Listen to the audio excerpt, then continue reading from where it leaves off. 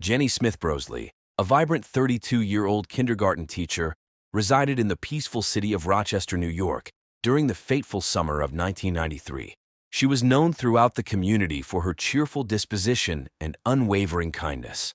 Her dedication to educating young minds and spreading joy was unparalleled.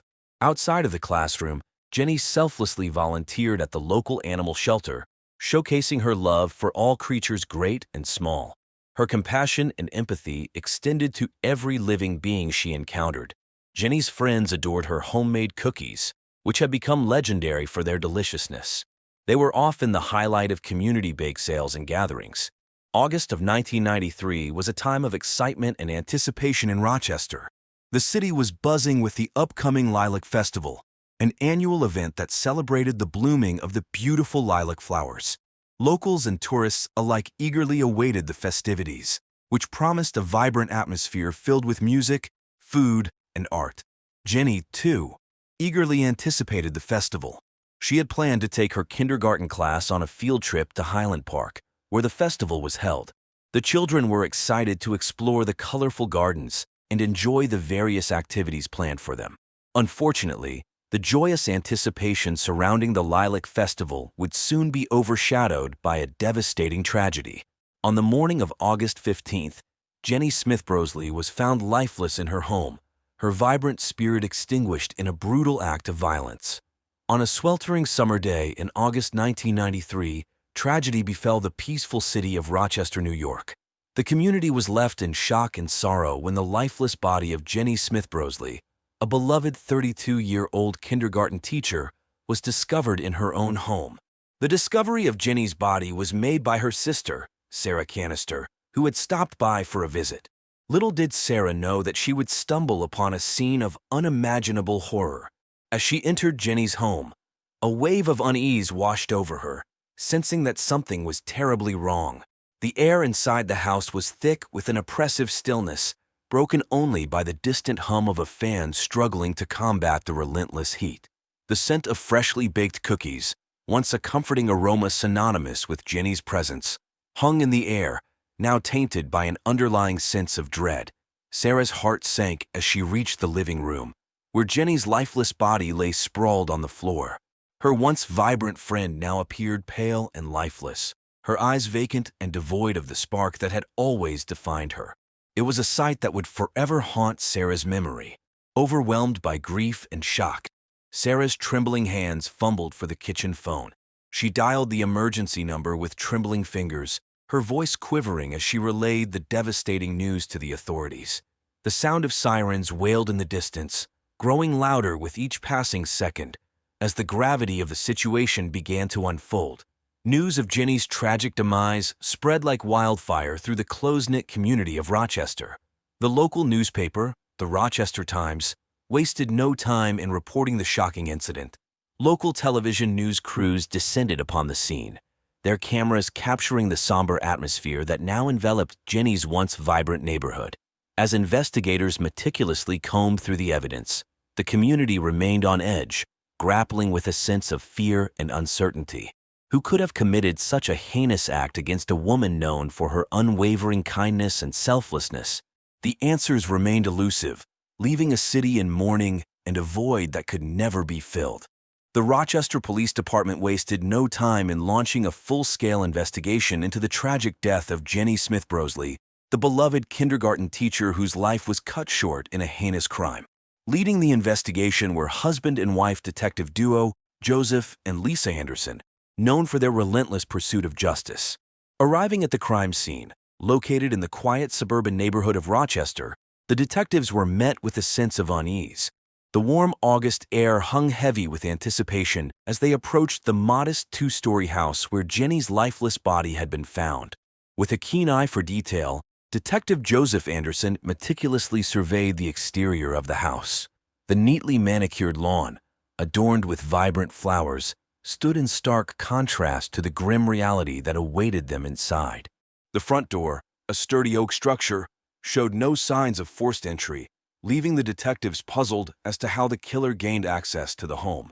As they stepped into the house, a wave of silence enveloped them. The air was thick with a sense of foreboding, as if the walls themselves held the secrets to Jenny's untimely demise. The detectives were careful not to disturb any potential evidence as they made their way through the meticulously organized rooms.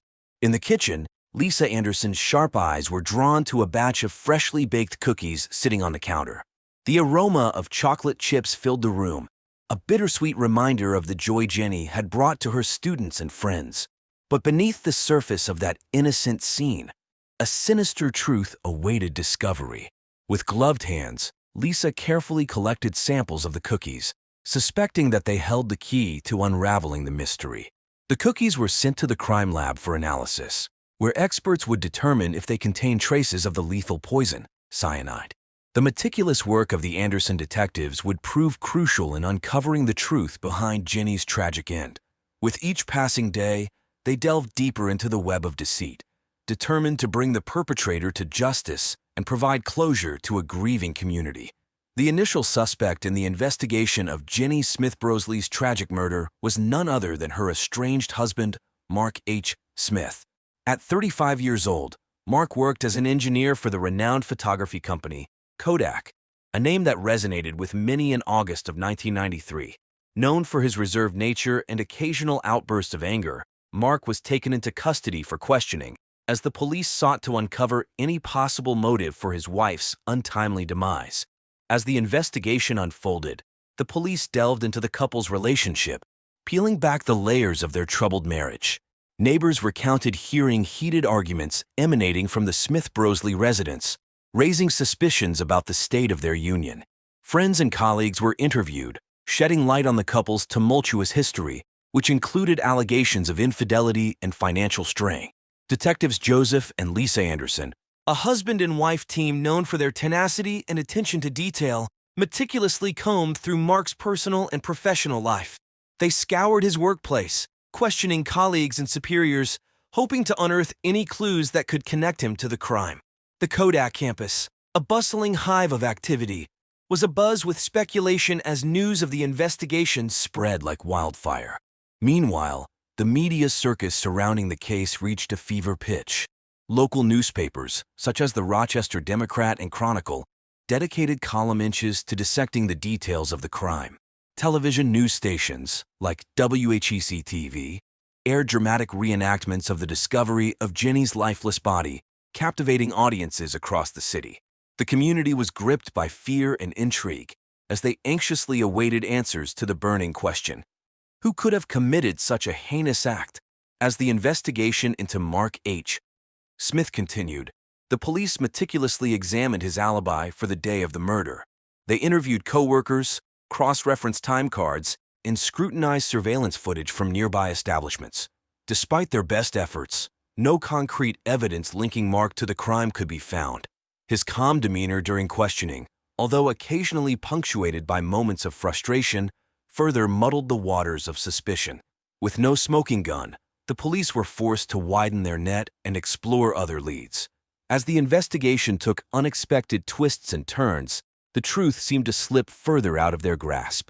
The clock was ticking, and the pressure to solve the case intensified with each passing day. As the investigation into the tragic murder of Jenny Smith-Brosley unfolded, the spotlight turned towards her younger sister, Sarah Canister. Sarah, a stay-at-home mom residing in the quiet city of Rochester, New York, found herself at the center of a web of suspicion. Behind Sarah's seemingly vivacious personality and quick wit, a darker side emerged. The investigators began to uncover a deep-seated jealousy that Sarah harbored towards her accomplished sister. Jenny's success as a beloved kindergarten teacher and her ability to effortlessly spread joy seemed to cast a shadow over Sarah's own life. Sarah's envy was not a well-kept secret among family and friends. She had often expressed her frustration at feeling overshadowed by Jenny's achievements. As the investigators delved deeper into Sarah's past, they discovered a pattern of attention-seeking behavior. Sarah had been known to orchestrate elaborate schemes to gain the recognition she so desperately craved. The police interrogated Sarah, carefully navigating the delicate balance between empathy and suspicion. They sought to unravel the tangled threads of her hidden motives. Sarah's charm and ability to manipulate others made the task all the more challenging. She skillfully evaded direct questions, leaving the investigators with more questions than answers. With each passing day, the web of suspicion around Sarah grew tighter. The investigators tirelessly pursued every lead, meticulously analyzing phone records, financial transactions, and witness testimonies. They sought to piece together the puzzle that would bring justice to Jenny's memory. In a significant breakthrough in the investigation into the tragic murder of beloved kindergarten teacher Jenny Smith-Brosley, the police stumbled upon a hidden diary that may have held the key to unraveling the mystery. The shocking discovery of this diary, belonging to Jenny's younger sister, Sarah Canister, shed new light on the case and exposed a web of envy and resentment. On a cloudy day in late August 1993, while combing through Sarah's belongings, the investigators stumbled upon a dusty old diary tucked away in a forgotten corner of her closet. As they leafed through its pages, they were confronted with a chilling account of Sarah's deep-seated jealousy towards her sister. The diary revealed Sarah's feelings of being overshadowed by Jenny's achievements and her desperate longing for attention.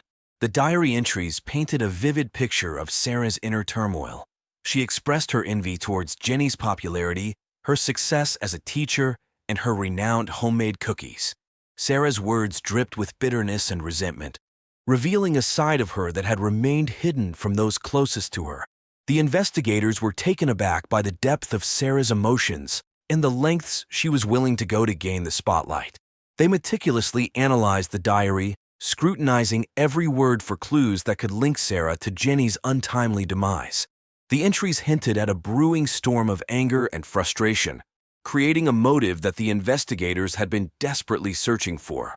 With this newfound evidence, the investigators were determined to delve deeper into Sarah's psyche, seeking to understand the extent of her resentment and whether it had driven her to commit such a heinous act. They planned to interview friends and acquaintances, hoping to uncover any additional information that could corroborate the diary's revelations. The diary had become a crucial piece in the puzzle, providing a glimpse into the mind of a potential killer.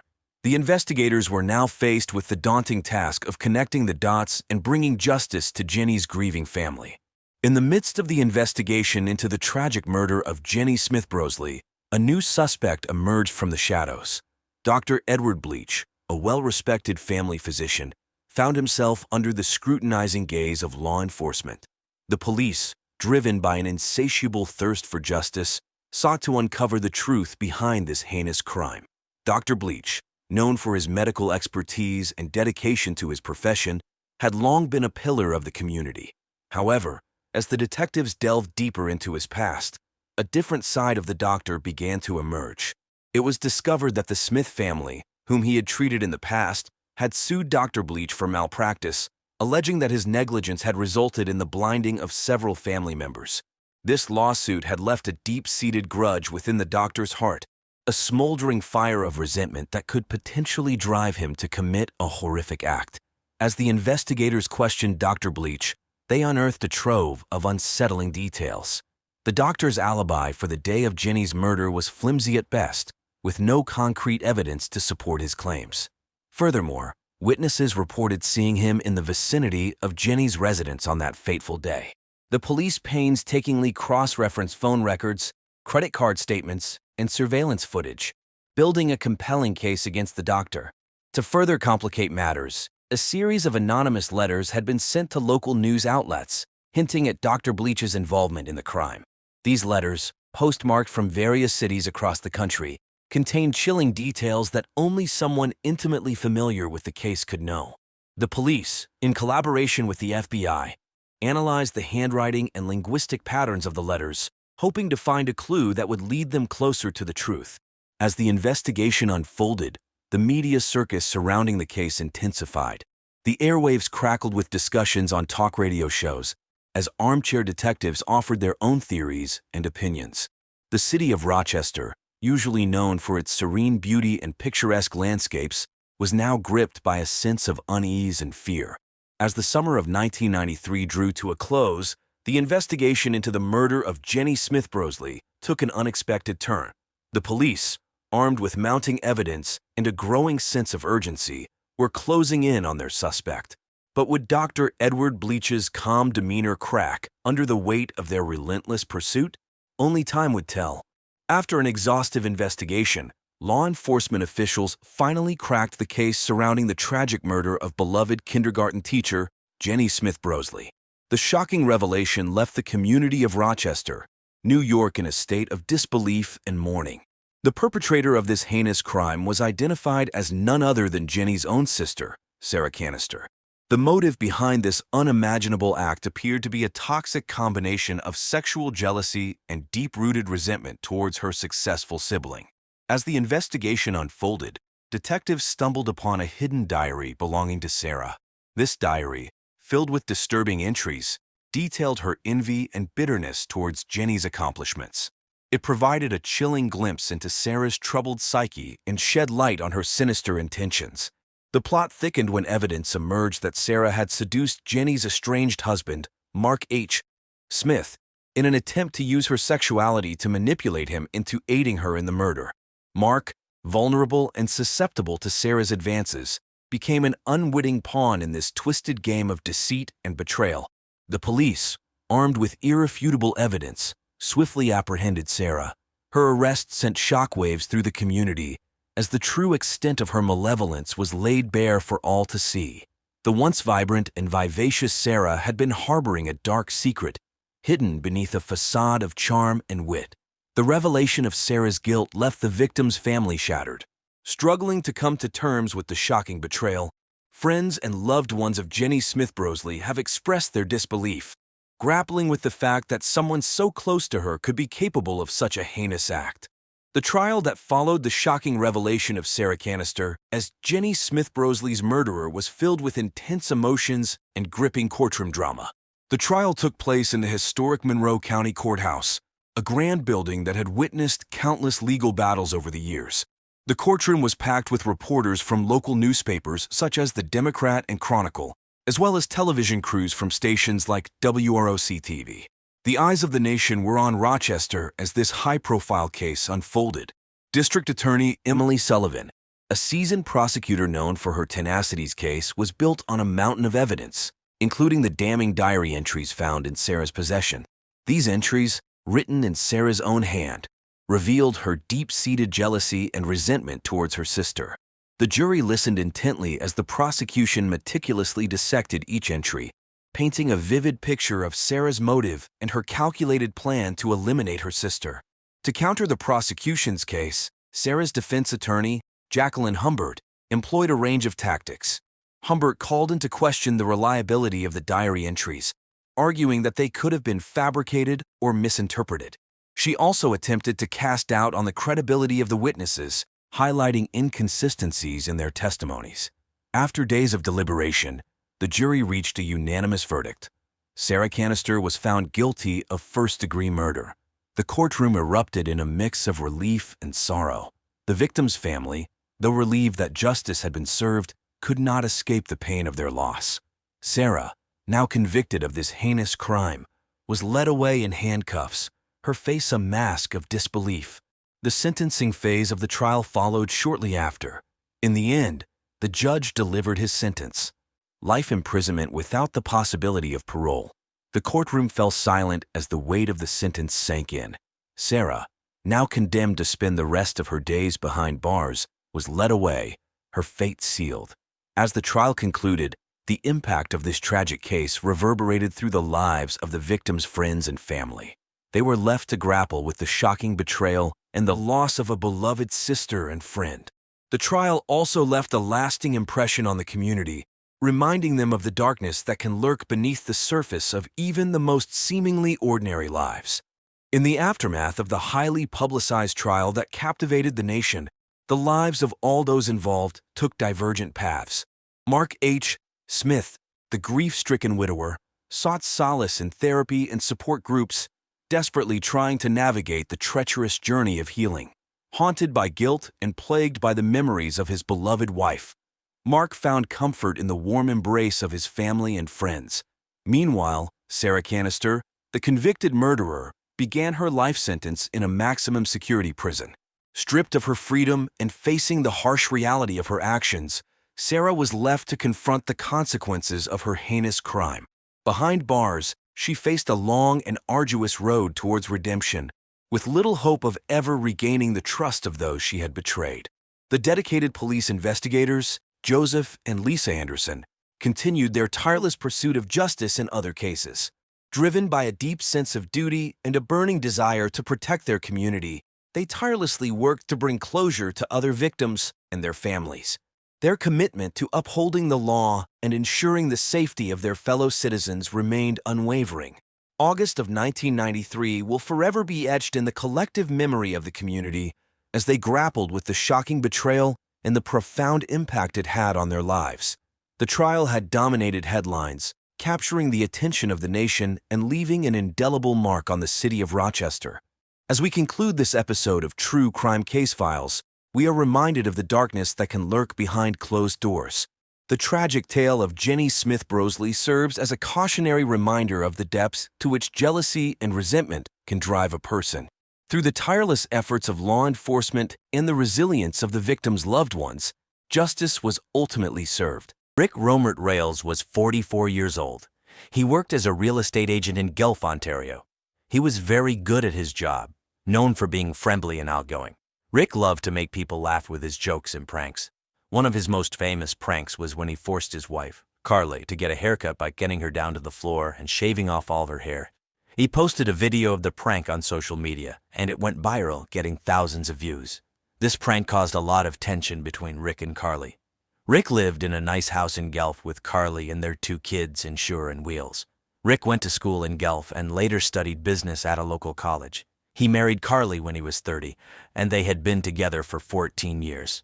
Rick's parents, Tom and Betty, lived nearby and were very close to him and his family. He also had a brother named Tim, who lived in Toronto. Rick was very active on social media, especially on Facebook and YouTube. He loved sharing funny videos and pictures of his life. He had a lot of followers who enjoyed his content. Rick was always thinking of new ideas for pranks and jokes to share with his audience. He liked to stay current with trends and often talked about popular shows and events, like Canadian Idol and hockey. In the days before his death, Rick was busy with work, meeting clients and showing houses. He was also planning more pranks and spending time with his family. Rick seemed happy and full of energy. He had a big personality and was always the center of attention at gatherings. Rick's dream was to become even more famous and successful. He wanted to grow his social media following and maybe even get his own TV show. He often talked about these dreams with his friends and family. Rick was a very driven person, always working towards his goals. Despite his playful nature, Rick cared deeply about his family. He wanted to provide a good life for Carly and their children. However, the forced haircut prank had caused a big rift between him and Carly. She felt humiliated and angry, which led to a lot of tension in their home. This tension was still present in the days leading up to Rick's tragic death. On January 15, 2009, the weather in Guelph, Ontario was cold and snowy. It was early in the morning, around 7:00 a.m. The sun was just starting to rise, but the sky was still gray. Carly Romert Rales, Rick's wife, woke up and went to check on Rick. She found him in their bathroom. He was naked and lying in the bathtub, which was filled with water. A hairdryer was in the water, and it looked like Rick had been electrocuted. Carly was in shock. She screamed and called 911 right away. Her voice was shaky as she tried to explain what had happened. She told the operator that her husband was not breathing and that it looked like he had been electrocuted. The 911 operator tried to calm her down and told her to stay on the line until help arrived. The first person to arrive at the scene was Officer Alan Carter. He was a local police officer who had been with the Guelph Police Department for 10 years. When he entered the house, he saw Carly sitting on the floor, crying and shaking. She pointed to the bathroom and told him that Rick was in there. Officer Carter went into the bathroom and saw Rick in the tub. It was clear that Rick was dead. Carly was very upset and kept saying that Rick's death was an accident. The police were not sure what to think.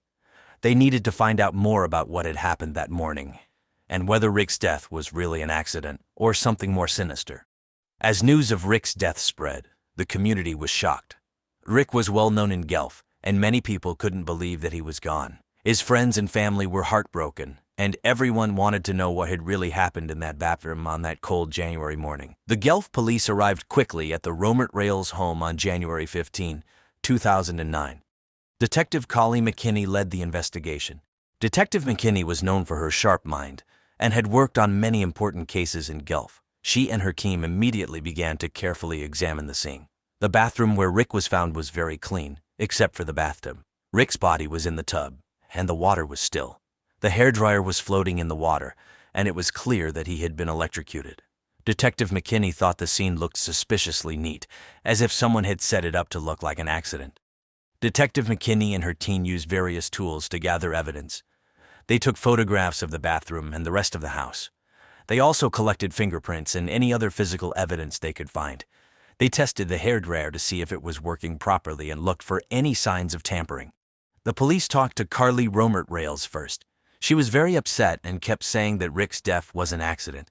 She explained that Rick often played pranks and that he might have been trying to do something funny with the hairdryer. However, the police found it hard to believe that Rick would risk his life for a prank. Next, Detective McKinney talked to neighbors and friends. They wanted to know if anyone had seen or heard anything unusual that morning. Some neighbors mentioned that they had heard Carly and Rick arguing the night before. Others said that Rick had been acting strangely lately, posting more and more prank videos on social media. The police also looked into Rick's social media accounts. They watched the video of the forced haircut prank he had done on Carly. The video showed a laughing Rick pinning Carly down to the floor and shaving off her hair while she screamed and cried. This video had caused a lot of tension in their marriage, and the police thought it might be a motive for Carly to harm Rick. As they continued to investigate, the police found more evidence that suggested Rick's death was not an accident. They discovered that the bathroom floor was not wet, which could have caused Rick to slip. They also found some footprints that didn't match Rick's or Carly's shoes. This made them think that someone else might have been in the house that morning. Detective McKinney and her team worked tirelessly to piece together the clues. They used all the tools at their disposal, including forensic analysis and interviews with everyone who knew Rick and Carly. They were determined to find out the truth about what had happened in that bathroom on the cold January morning. The investigation was complex, and the police knew they had to be thorough. Every detail mattered, and they were determined to uncover the truth behind Rick Romert-Rales' tragic death. The first suspect in Rick Romert-Rales' death was his wife, Carly Romert-Rales. Carly was 36 years old and worked as an interior designer. She was known for being very talented and creative, with a keen eye for detail. Her work was popular among high-end clients, and she had a good reputation in Guelph. Carly was usually calm and mild-mannered, but the forced haircut prank had pushed her to her limits. It caused a significant strain on her marriage and her relationship with her young children, Insure and Wheels, named by people on the internet as part of a publicity stunt. The police brought Carly in for questioning. Detective Carly McKinney led the interrogation. Carly looked tired and upset, but she tried to stay composed. She explained that Rick's prank had humiliated her. He had shared the video of the prank on social media, and it had gone viral. Carly felt embarrassed and angry. Despite this, she insisted that she had not hurt Rick. She said that his death was a terrible accident. Detective McKinney asked Carly about the night before Rick's death. Carly admitted that they had argued. She was still angry about the prank, and Rick didn't seem to understand how much he had hurt her. Carly said that after the argument, Rick went to sleep in the guest room, and she stayed in their bedroom. The police also asked Carly about the morning she found Rick's body. Carly said she woke up early and went to check on Rick. She found him in the bathtub, with a hairdryer in the water. She was in shock and didn't know what to do, so she called 911. Carly's stories seemed consistent, but the police needed more evidence. To learn more, Detective McKinney and her team looked into Carly's background. They found that Carly had a clean record and was well-liked by her friends and clients. However, they also discovered that Carly had been under a lot of stress lately. The forced haircut prank had not only hurt her emotionally but also affected her work. Some clients had seen the video and canceled their contracts with her. The police also examined Carly's social media accounts. They saw that she had posted several messages expressing her frustration and sadness after the prank. Some of her friends had commented, offering support and telling her to stay strong. The messages showed that Carly was deeply affected by what Rick had done. Despite Carly's claims that she was innocent, the police knew they had to consider all possibilities. They continued to investigate, looking for any clues that might prove or disprove Carly's involvement in Rick's death. They were determined to find the truth and bring justice to Rick and his family. The second suspect in Rick Romert-Rales' death was Mike Chattelvecchio, Rick's business partner. Mike was 40 years old and known for being very practical and business-focused. He was the serious one in their partnership, balancing out Rick's playful nature. However, Mike had become increasingly frustrated with Rick's lack of professionalism and the distractions caused by Rick's social media antics. One of Rick's pranks had even forced Mike to make out with Carly on camera, adding to his embarrassment. The police brought Mike in for questioning. Detective Collie McKinney led the interrogation. Mike looked calm but tired. He explained that he had been working hard to keep their real estate business afloat. The recent financial issues had put a lot of stress on him. He admitted that Rick's constant pranks and social media stunts were causing problems for the business. However, Mike insisted that he would never hurt Rick. Detective McKinney asked Mike about his relationship with Rick. Mike said that they had been friends for many years and had built their business together. He admitted that Rick's behavior had become more erratic lately, especially after the haircut prank. Mike said he had talked to Rick about focusing more on their business and less on social media, but Rick didn't seem to take him seriously. The police also asked Mike about his whereabouts on the morning of Rick's death. Mike said he had been at home, preparing for a meeting with a client. He had no alibi, but he seemed confident that he had nothing to hide. Detective McKinney found Mike's demeanor interesting. He was calm and collected, which made her wonder if he was hiding something. The police looked into Mike's background. They found that he had a clean record and was respected in the business community. However, they also discovered that Mike had been dealing with a lot of stress. The financial issues and Rick's antics were taking a toll on him. Some colleagues mentioned that Mike had expressed frustration with Rick's behavior and had even considered ending their partnership. The police examined Mike's emails and phone records. They found several messages where Mike had complained about Rick's pranks and the impact they were having on their business. In one email, Mike had written to a friend saying, "I don't know how much more of Rick's nonsense I can take." This showed that Mike was at his wit's end. Despite Mike's claims of innocence, the police knew they had to consider him a serious suspect. They continued to gather evidence and question other people who knew Mike and Rick. They needed to find out if Mike's frustration had reached a breaking point and if he had a motive to harm his business partner. The investigation into Mike's involvement in Rick's death was complex.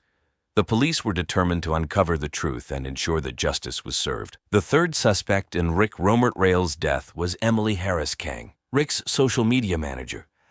Emily was 22 years old, ambitious, and very tech-savvy. She helped Rick grow his online presence and loved the thrill of internet fame. Emily enjoyed the benefits that came with managing a popular social media account, but her relationship with Rick was complicated. They had a secret affair, and Emily was jealous of Rick's wife, Carly.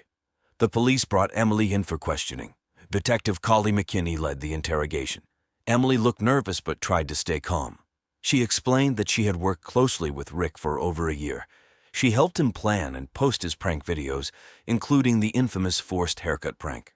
Emily said that Rick was always full of ideas and that she was just following his lead. Detective McKinney asked Emily about her relationship with Rick. Emily hesitated but eventually admitted that they had been romantically involved. She said that Rick had promised to leave Carly for her, but he never did. This made her feel used and betrayed. Emily insisted that she cared about Rick and would never hurt him. The police also asked Emily about her whereabouts on the morning of Rick's death. Emily said she was at her apartment, working on new content for Rick's social media accounts. She provided her computer as evidence, showing the work she had done that morning. Detective McKinney noted that Emily's alibi seemed solid, but decided to dig deeper. The police looked into Emily's background. They found that she had always been a high achiever, excelling in school and earning a scholarship to a local university. Emily was very active on social media and had a large following of her own. However, they also discovered that Emily had a history of jealousy and had been involved in several heated arguments with other women over Rick. Despite Emily's claims of innocence, the police knew they had to consider her a serious suspect. They continued to gather evidence and question other people who knew her and Rick. They needed to find out if Emily's jealousy and frustration had driven her to harm Rick. The investigation into Emily's involvement in Rick's death was thorough. The police were determined to uncover the truth and ensure that justice was served. On January 20, 2009, the weather in Guelph, Ontario was cold and snowy. It was around 10 o'clock a.m. when the police received a call from a neighbor of the Romertrail's family. The neighbor had found something unusual while walking their dog near a park close to the house. The neighbor noticed a small hidden camera in the bushes and knew the camera hadn't been there before and called the police immediately. Detective Carly McKinney and her team arrived quickly. They carefully retrieved the camera and took it to the police station for examination. The team was surprised to find that the camera was still working and had recorded footage. They hoped it might provide new clues about Rick's death. At the station, the police reviewed the footage. They discovered that Rick had installed several hidden cameras around the house. He had set them up after the forced haircut prank, suspecting that Carly might try to get revenge. The footage showed the night of January 14 when Carly and Rick had a heated argument about the prank. Rick had accused Carly of being too sensitive, while Carly had expressed how humiliated and hurt she felt. The most crucial part of the footage was from the morning of January 15. The camera in the bathroom showed Rick entering the tub with the hairdryer. At first, it seemed like he was playing another prank. However, as Rick plugged in the hairdryer, he slipped on the wet floor and accidentally knocked the hairdryer into the tub, causing his own electrocution. The footage revealed that Rick's death was not a premeditated murder. Detective McKinney and her team were shocked by this discovery. They realized that Rick had set up the cameras to catch Carly, but instead they had captured his own fatal mistake. This new evidence changed the direction of the investigation completely. The police called Carly to the station to show her the footage. Carly was devastated and broke down in tears. She couldn't believe that Rick's death was an accident and not a result of foul play. Detective McKinney explained to Carly that Rick had set up the cameras because he was afraid she might retaliate for the prank. Carly was heartbroken, knowing that Rick had mistrusted her and that his actions had led to his own death. With this new evidence, the police were able to close the case. They informed the community and the media about the true cause of Rick's death. The community was relieved but saddened by the tragic accident. The investigation had revealed the truth, and the police have ensured that justice was served. When the police announced that Rick Rayle's death was an accident, the community of Guelph, Ontario, was both shocked and relieved. The news conference on January 25, 2009, explained the events leading up to Rick's death. However, the authorities decided to proceed with a trial to bring all facts to light.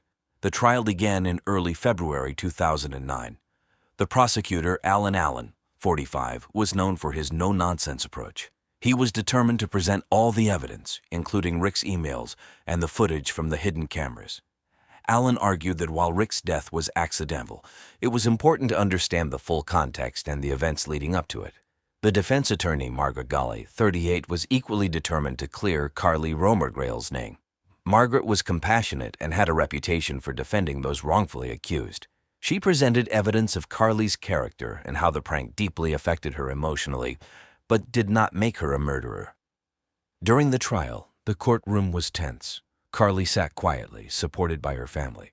Rick's friends and family watched the proceedings, their faces showing a mix of sadness and relief. The prosecutor played the footage showing Rick slipping and knocking the hairdryer into the bathtub. This was the key evidence that confirmed his death was an accident. The jury deliberated for 2 days. On February 15, 2009, they returned with their verdict. They found that no one was guilty of murder and that Rick's death was indeed an accident. The judge echoed this sentiment in his closing remarks, emphasizing the tragic nature of the event and how it was a result of a series of unfortunate incidents rather than intentional harm. Carly's reaction to the verdict was a mix of relief and sorrow. She was grateful to be exonerated, but deeply mourned her husband. The community's response was supportive. Many people offered their condolences to Carly and her children, Insure and Wheels, understanding the emotional turmoil they had endured. The trial's conclusion brought a sense of closure to Rick's family and friends. They struggled with the loss but found some comfort in knowing the truth. Carly decided to move away from Guelph to start fresh with her children, hoping to rebuild their lives away from the memories of Rick's tragic death. The police officers involved in the case, especially Detective Carly McKinney, felt a sense of accomplishment for uncovering the truth. However, they also felt the weight of the tragedy and the impact it had on everyone involved.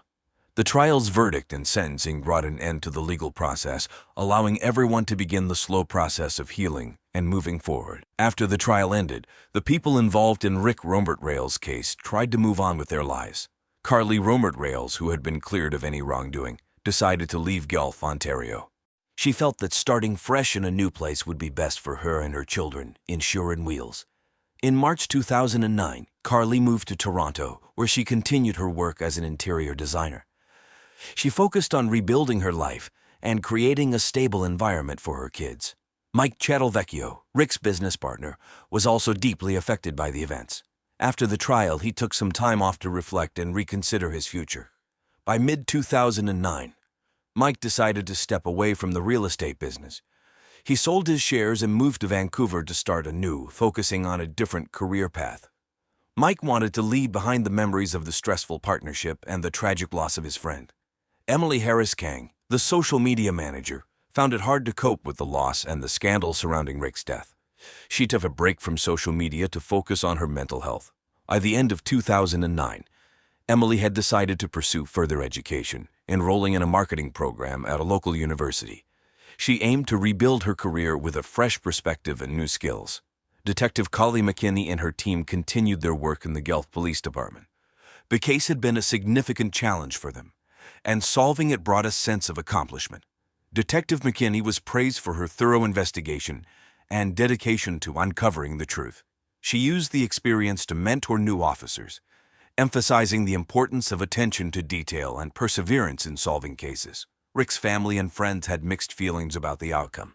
While they were relieved to know that his death was an accident, the loss remained painful. They struggled with the fact that Rick's own actions had led to his tragic end. Over time, they found some comfort in remembering the good times they shared with him. The community of Guelph also felt the impact of the case. The news had shocked the town, but the trial and its conclusion helped bring a sense of closure. People were more cautious and aware of the importance of addressing personal conflicts and mental health issues. By the end of 2009, those involved in Rick's life had begun to heal and move forward. The case remained a reminder of how quickly life can change and the importance of compassion and understanding in difficult times. This case is a stark reminder of how quickly a practical joke can spiral into tragedy.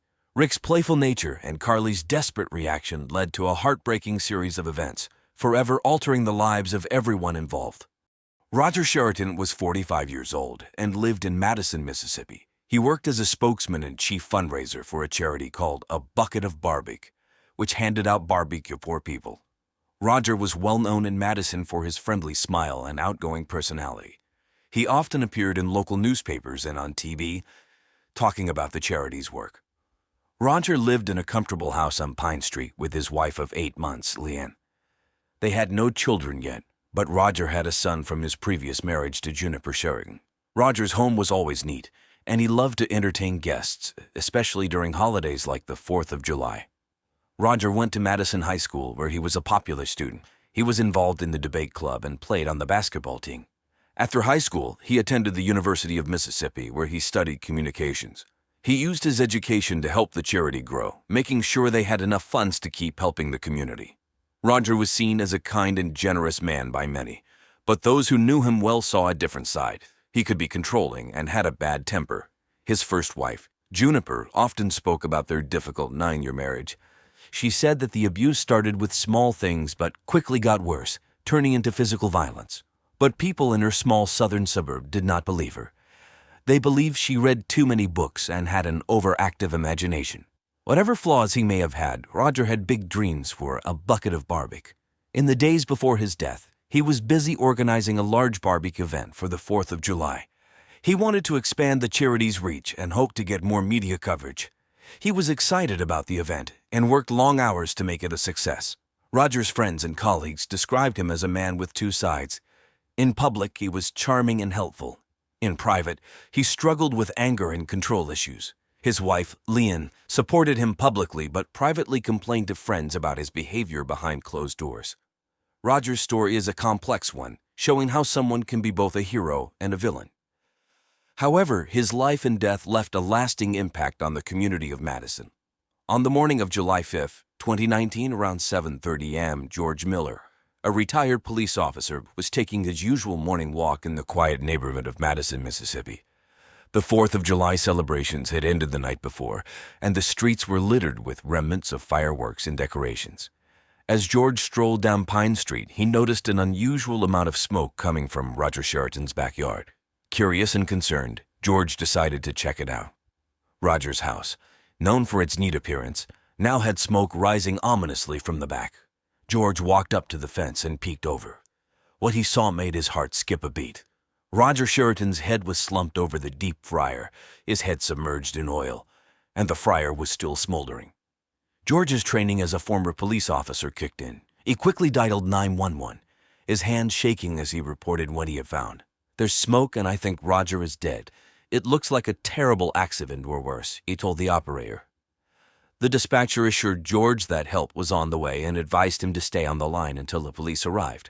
George, though shocked and horrified, managed to remain relatively calm. He stayed by the fence, watching to ensure no one tampered with the scene before the authorities arrived. Within minutes, the Madison police arrived, sirens blaring. Officers immediately secured the area, and the fire department was called in to extinguish the smoldering deep fryer. George recounted his discovery to the officers, trying to keep his voice steady. "I was just walking by when I saw the smoke. I looked over the fence and saw Roger. His head was in the fryer. It was awful." They thanked George for his help and asked him to stay nearby for further questions. The scene was chaotic, with officers and firefighters working quickly to secure evidence and put out the remaining smoke. As the fire was brought under control, it became clear that Roger's death was not an accident but a gruesome and deliberate act. The police began their investigation, carefully examining the backyard for any clues that could point to Roger's killer. The discovery of Roger Sheraton's body marked the beginning of a complex and chilling murder case that would soon shake the entire community of Madison. The police arrived quickly at Roger Sheraton's home on the morning of July 5, 2019. Detective Sarah Coleman and her partner, Detective Paul Johnson, led the investigation. Both were experienced detectives known for their thoroughness and attention to detail. When they arrived, they found a chaotic and disturbing scene. The backyard was still smoky, and the smell of burnt oil hung in the air. Roger's body was slumped into the deep fryer, his head badly burned. Blood splatters were visible on the ground and nearby surfaces, indicating a violent struggle had taken place. Detective Coleman directed the officers to secure the perimeter, making sure no one could enter or leave without permission. She and Detective Johnson began their meticulous examination of the scene. They first took photographs from all angles, capturing every detail of the gruesome sight. They collected fingerprints from the deep fryer, the fence, and other objects in the yard. As they moved through the backyard, they noted several items that seemed out of place. A pair of gloves, partially hidden under a bush, caught their attention. The detectives bagged the gloves for further examination, hoping they would provide clues about the killer. The detectives then focused on the deep fryer. It was clear that Roger's death was not an accident. The level of brutality suggested a deep personal motive. They carefully lifted Roger's body from the fryer, noting the extent of his injuries. His face and upper body were severely burned, and there were signs of blunt force trauma, suggesting he had been hit before being placed in the fryer. The forensics team arrived shortly after and began their work. They used luminol to detect any hidden blunt stains and collected hair and fiber samples from the scene. The team also examined Roger's clothing for any additional evidence. Detective Johnson, known for his keen observational skills, found the set of footprints leading away from the deep fryer toward the back gate. The footprints were photographed and measured, giving the police a potential clue about the killer's size and type of shoes worn. By noon, the initial investigation at the crime scene was complete. Detective Coleman and Detective Johnson had gathered a significant amount of evidence, but they knew the real challenge was just beginning. They needed to piece together the evidence and figure out who had the motive and opportunity to commit such a heinous act. The brutal nature of Roger Sheraton's death shocked the community of Madison. News of the murder spread quickly, appearing in local newspapers like the Clarion Ledger and on TV stations such as WOBT. The detectives knew they had to act fast to solve the case and bring the killer to justice. The first suspect in the investigation was Cassandra Barnes. Cassandra was 22 years old and known for her vibrant and outgoing personality. She was often described as the life of the party and known in the tight-knit community to have been having an affair with Roger Sheraton for over a year. However, in recent weeks, she had started to distance herself from him due to his increasingly erratic behavior. Cassandra worked the drive-thru at the local Zaxby's. She was well-liked by her customers and colleagues, who appreciated her cheerful and friendly demeanor. When Detective Sarah Coleman and Detective Paul Johnson arrived to question her, she was visibly nervous but cooperative. During the interrogation, Cassandra admitted to the affair with Roger but firmly denied any involvement in his murder. She explained that she had been at a friend's house on the night of July 4th, celebrating the holiday and watching fireworks. She provided the names of several friends who could confirm her alibi. Detective Coleman noted Cassandra's calm yet anxious demeanor. She seemed genuinely shocked by Roger's death and expressed sadness over the loss. However, her recent efforts to distance herself from Roger raised suspicions. The detectives asked her about her reasons for pulling away from Roger, and she described his controlling and sometimes frightening behavior. Cassandra mentioned that Roger had become more aggressive in recent months, often calling her late at night asking her to carve his name on her skin with a knife. She said that she had started to fear for her safety and had considered ending the relationship several times. Her fear of Roger gave the detectives a potential motive, but there was no direct evidence linking her to the crime. The detectives decided to verify Cassandra's alibi by speaking with her friends. They also collected her fingerprints and DNA samples to compare with the evidence found at the crime scene. Cassandra's friends confirmed that she had been with them on the night of the murder, watching the fireworks in a park across town. With a solid alibi and no physical evidence tying her to the scene, the detectives had to consider other suspects. Despite her possible motive, Cassandra did not seem to have had the opportunity to commit the crime. As the investigation continued, the police kept a close eye on Cassandra, ensuring that they did not overlook any potential leads. The case was still wide open, and the detectives knew they had to explore every possible angle to uncover the truth behind Roger Sheridan's brutal murder. The second suspect in the investigation was Juniper Sheridan, Roger's first wife. Juniper was 48 years old and lived a few doors down from Roger. She had a reserved and quiet demeanor, carrying the weight of her traumatic past. Juniper worked as a librarian at the Madison Public Library. She was well-liked by the library patrons and her colleagues. When detectives Sarah Coleman and Paul Johnson visited her home, she appeared calm but wary. She knew why they were there. During the interrogation, Juniper opened up and revealed that during their marriage, Roger had been abusive. According to her, the abuse began with spanking and quickly escalated. She described how Roger's vicious and cruel behavior had made her life a living hell. She recounted to police one particularly disturbing episode where Roger started to manically whip her while screaming that she was his carriage horse riding him to hell. She explained that she had left him to protect herself and their young son.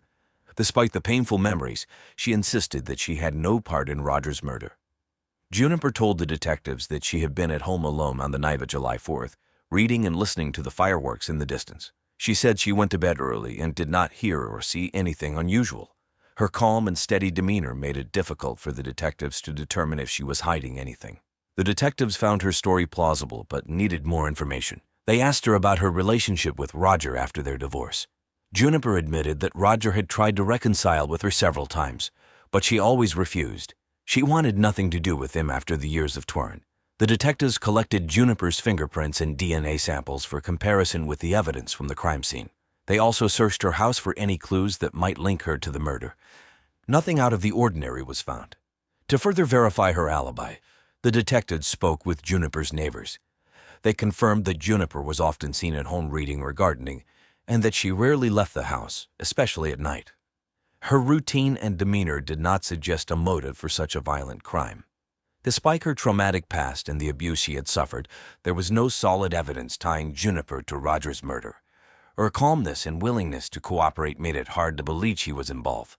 The detectives had to move on to other suspects while keeping Juniper in mind as the investigation progressed.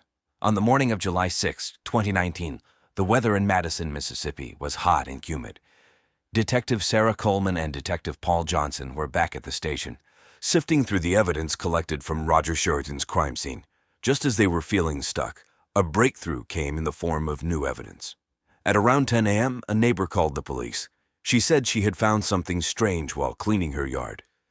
She said lived next door to Roger and had seen the smoke from his backyard on the morning of July 5th. She discovered a small blood-stained handkerchief under a bush near the property line. Detective Coleman and Detective Johnson rushed to Linda's house to collect the evidence. They carefully bagged the handkerchief and sent it to the lab for DNA analysis. They thanked her for her keen observation and told her to let them know if she found anything else unusual. The detectives felt a renewed sense of urgency as they awaited the lab results. When the results came in later that afternoon, they showed that the blood on the handkerchief matched Roger Sheridan's DNA. More importantly, the analysis also revealed DNA from another individual. The detectives immediately compared the new DNA sample with the profiles they had collected from the suspects. The DNA matched Leanne Sheraton, Roger's current wife.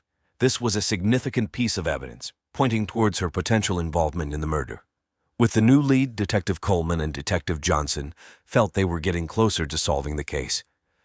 They needed to piece together the final puzzle to bring justice to Roger Sheraton and his family. The third suspect in the investigation was Leanne Sheraton, Roger's current wife.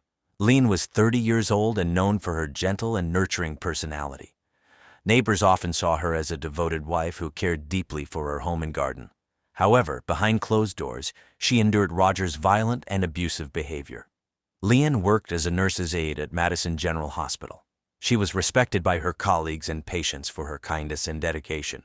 When detectives Sarah Coleman and Paul Johnson arrived to question her again, they had new evidence from the blood-stained handkerchief. Leanne greeted the detectives with a nervous smile. During the interrogation, they presented the handkerchief and the DNA results. Leanne's face went pale, and she struggled to maintain her composure. She confessed to having an argument with Roger on the night of July 4th, but insisted she did not kill him. She recounted the events leading up to the argument. Roger had become increasingly abusive, both physically and emotionally. On the night of July 4th, he tied her to a chair and forced her to watch as he had sex with Cassandra Barnes. This was the final straw for Leanne. When she managed to free herself, she confronted Roger in a rage, beating him until her hands felt numb. She admitted to wiping her blood with a handkerchief after cutting her hand during the struggle. Detective Coleman noted Leanne's mix of fear and anger as she described the abuse. Leanne explained that she felt trapped and desperate. The detectives could see that she had suffered greatly, but they needed to know if she had taken the final step of killing Roger. Leanne's motive was clear. She had endured years of abuse and humiliation, and the events of July 4th pushed her to the edge. However, she continued to deny any direct involvement in Roger's death. Her calm yet shaken demeanor made it difficult to determine if she was telling the whole truth. The detectives collected more evidence from Leanne's home, including her clothing and any items that could be linked to the crime scene. They also spoke with her colleagues at the hospital, who confirmed her stories of stress and fear caused by her husband's behavior. While the evidence against Leanne was mounting, it wasn't conclusive. The detectives knew they had to keep investigating to find the truth. They needed to piece together all the evidence and determine if Leanne's desperation had led her to murder. As the investigation continued, Detective Coleman and Detective Johnson remained focused on uncovering every detail of the case. They hoped to bring justice to Roger Sheraton and his family, and find peace for Leanne and the other victims of Roger's abuse. On July 10, 2019, the Madison police were closing in on their primary suspect. After days of intense investigation, they had enough evidence to identify the murderer. Leanne Sheraton, Roger's current wife, was the prime suspect. She had endured years of abuse and reached her breaking point on the night of July 4th. The final piece of the puzzle came from a neighbor's security camera footage. It showed Leanne entering the backyard around the time of Roger's murder, looking distressed and agitated.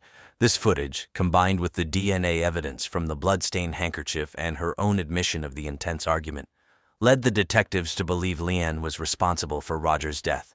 Detectives Sarah Coleman and Paul Johnson, along with a team of officers, arrived at Leanne's house early in the morning. It was around 6 a.m., and the sun was just beginning to rise. They knocked on the door, and Leanne, looking exhausted and defeated, answered.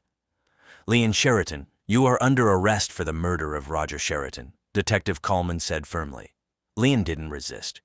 She seemed almost relieved as the officers handcuffed her and read her rights. She was taken to the police station for further questioning. During the interrogation, Leanne finally confessed to the crime. She described in detail how the years of abuse had driven her to the edge. On the night of July 4th, after the horrific incident where Roger forced her to watch him have sex with Cassandra, she saw no other way out. She waited until he was alone in the backyard and then attacked him. In a fit of rage and desperation, she dumped his head into the deep fryer, ending his life. Leanne explained that she didn't plan the murder but acted out of a moment of intense fear and anger. She felt trapped and saw no other way to escape the cycle of abuse. Her confession was filled with tears and regret, but also a sense of relief that the nightmare was over. The news of Leanne's arrest spread quickly through Madison. Roger's family and friends were shocked but also expressed a sense of understanding. They knew about his abusive behavior and sympathized with Leanne's plight. The community was divided, with some feeling that justice had been served and others struggling to comprehend the brutal nature of the crime. Roger's family were devastated. They had lost a family member in a horrific way and now had to deal with the fallout of their stepmother being the murderer. The emotional toll was immense. Leon's arrest marked a significant turning point in the investigation. The police had solved the case, but the impact of the crime would linger in the community for a long time. As Leanne awaited trial, the residents of Madison tried to come to terms with the tragic events that had unfolded. Leanne Sheridan's trial began on September 15, 2019, at the Madison County Courthouse. The courtroom was packed with reporters, family members, and curious residents. The prosecution was led by District Attorney James Powell, a 50-year-old known for his tenacity and stern demeanor. The defense attorney was Mary Merlette, a compassionate 45-year-old with a reputation for defending victims of abuse. District Attorney Powell opened the case by presenting the evidence. He described the horrific nature of Roger Sheridan's death and showed the security footage of Leanne entering the backyard. He argued that, despite her claims of abuse, Leanne had committed a premeditated murder. Mary Merlette countered by highlighting the years of abuse Leanne had suffered. She painted a picture of a woman driven to the edge by relentless torment.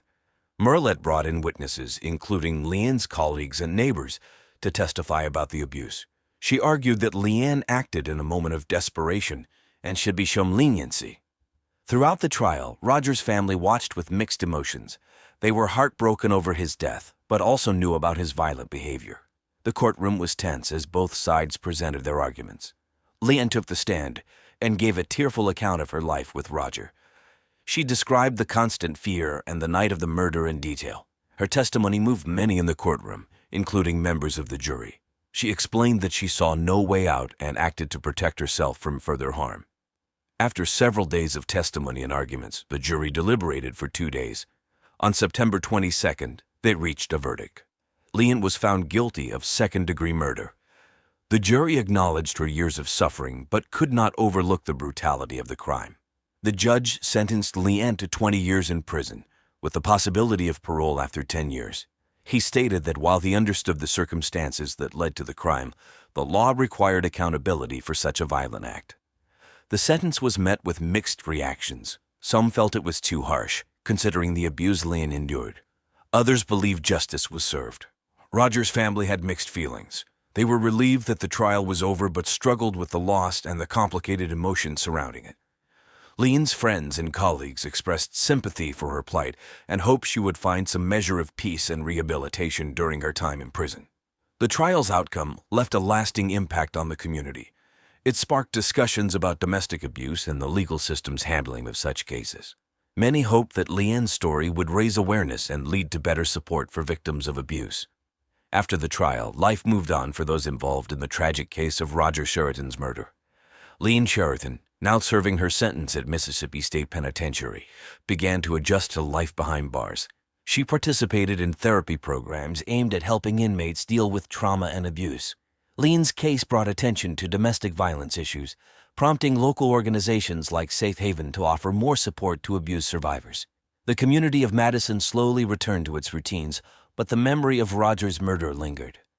Local businesses like A Bucket of Barbecue, the charity Roger had supported, held fundraisers in his memory. People gathered at Madison City Park, where Roger had often volunteered during community events, to honor his legacy. Detectives Sarah Coleman and Paul Johnson received accolades for their dedication to solving the case. They continued to work on other investigations, but the Sheridan case stayed with them. They remained in touch with Roger's family, providing updates and support as needed. The Madison Police Department implemented new training programs for officers to recognize signs of domestic abuse and respond effectively. They partnered with local shelters and advocacy groups who improved services for victims in need of assistance. As the months passed, the intensity of emotions surrounding Roger's murder began to fade. The anniversary of his death in July 2020 prompted a small memorial at Madison City Park, where friends and community members gathered to reflect on his life and the impact of domestic violence. For Leanne Sheridan and everyone connected to the case, life after the trial was a journey of healing and reflection. The events of July 2019 left an indelible mark on their lives and their community, serving as a reminder of the importance of addressing and preventing domestic violence.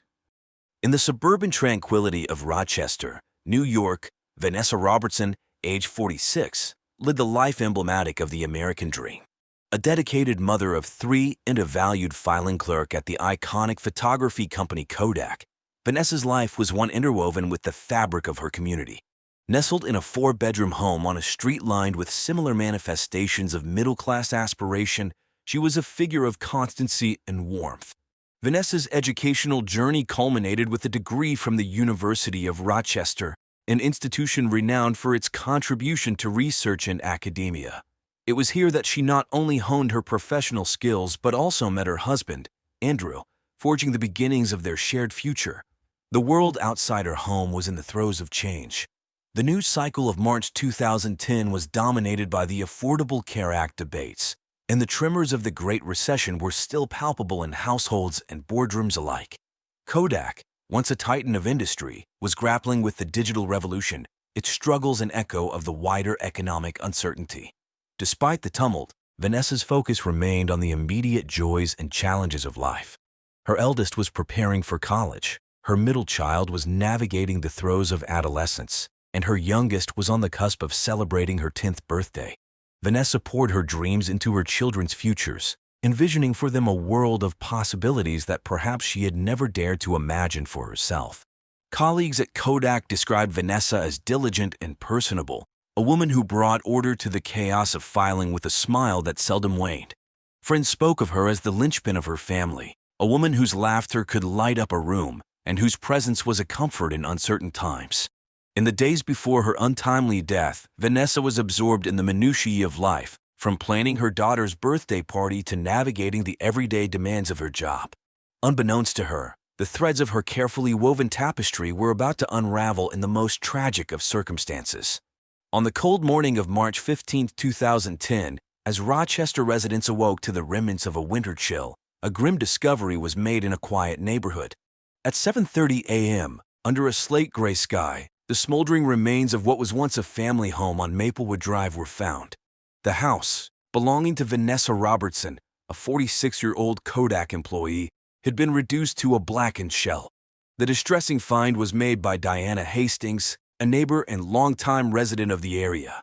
Diana, who had set out to collect her morning newspaper, was met with an acrid smell and a scene of destruction that halted her in her tracks. The Robertson residence, known for its well-kept lawn and the laughter of children, lay in ruins before her. With shaking hands, she reached for her cell phone and dialed 911, her voice quivering as she reported the catastrophe to the authorities. As news of the fire began to spread, local media outlets picked up the story, interrupting regular programming with breaking news alerts. The tragedy quickly became the talk of the town, overshadowing the usual buzz about the upcoming St. Patrick's Day celebrations and the latest reports on the health care bill making its way through Congress. Firefighters, who had battled the blaze through the night, were still on the scene, dousing the last of the smoldering embers when police arrived. It was amid this backdrop of charred timbers and the stark reality of a life interrupted that Vanessa's body was discovered. Positioned in what was once the living room, her remains bore the silent testimony to the inferno's deadly force. The community, just beginning its day, was now united in shock and mourning. The Robertsons, active members of their local church and participants in neighborhood gatherings, were well regarded, and Vanessa's death resonated with a poignant intensity. As the reality of the tragedy set in, the question on everyone's lips was whispered, how could this happen? The Rochester Police Department was swift to respond to the call from Maplewood Drive on that bleak March morning. The first officers arrived within minutes, their squad cars breaking the early silence. The scene they encountered was one of devastation. A family home, once a symbol of suburban stability, now lay in ruins, a stark contrast to the neighboring houses untouched by the tragedy. Detectives Matthew Harmon and Liana Grace, veterans of the force, were tasked with leading the investigation. They approached the scene with a practiced calm, but the gravity of the situation was not lost on them. The air was still tinged with the scent of smoke, and the debris from the fire crunched underfoot as they surveyed the damage. The crime scene was a harrowing tableau. Amidst the blackened remains of the Robertson home, Vanessa's body was found. There were no overt signs of violence, but the circumstances were suspicious enough to consider foul play. The detectives, well versed in the grim language of crime scenes, noted the absence of personal effects that might have survived the fire, raising questions about the intensity and origin of the flames.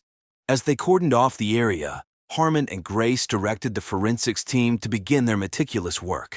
Using the latest in crime scene technology, including thermal imaging cameras to detect any residual heat sources and accelerant-sniffing dogs to trace the path of the fire, the team combed through the ashes.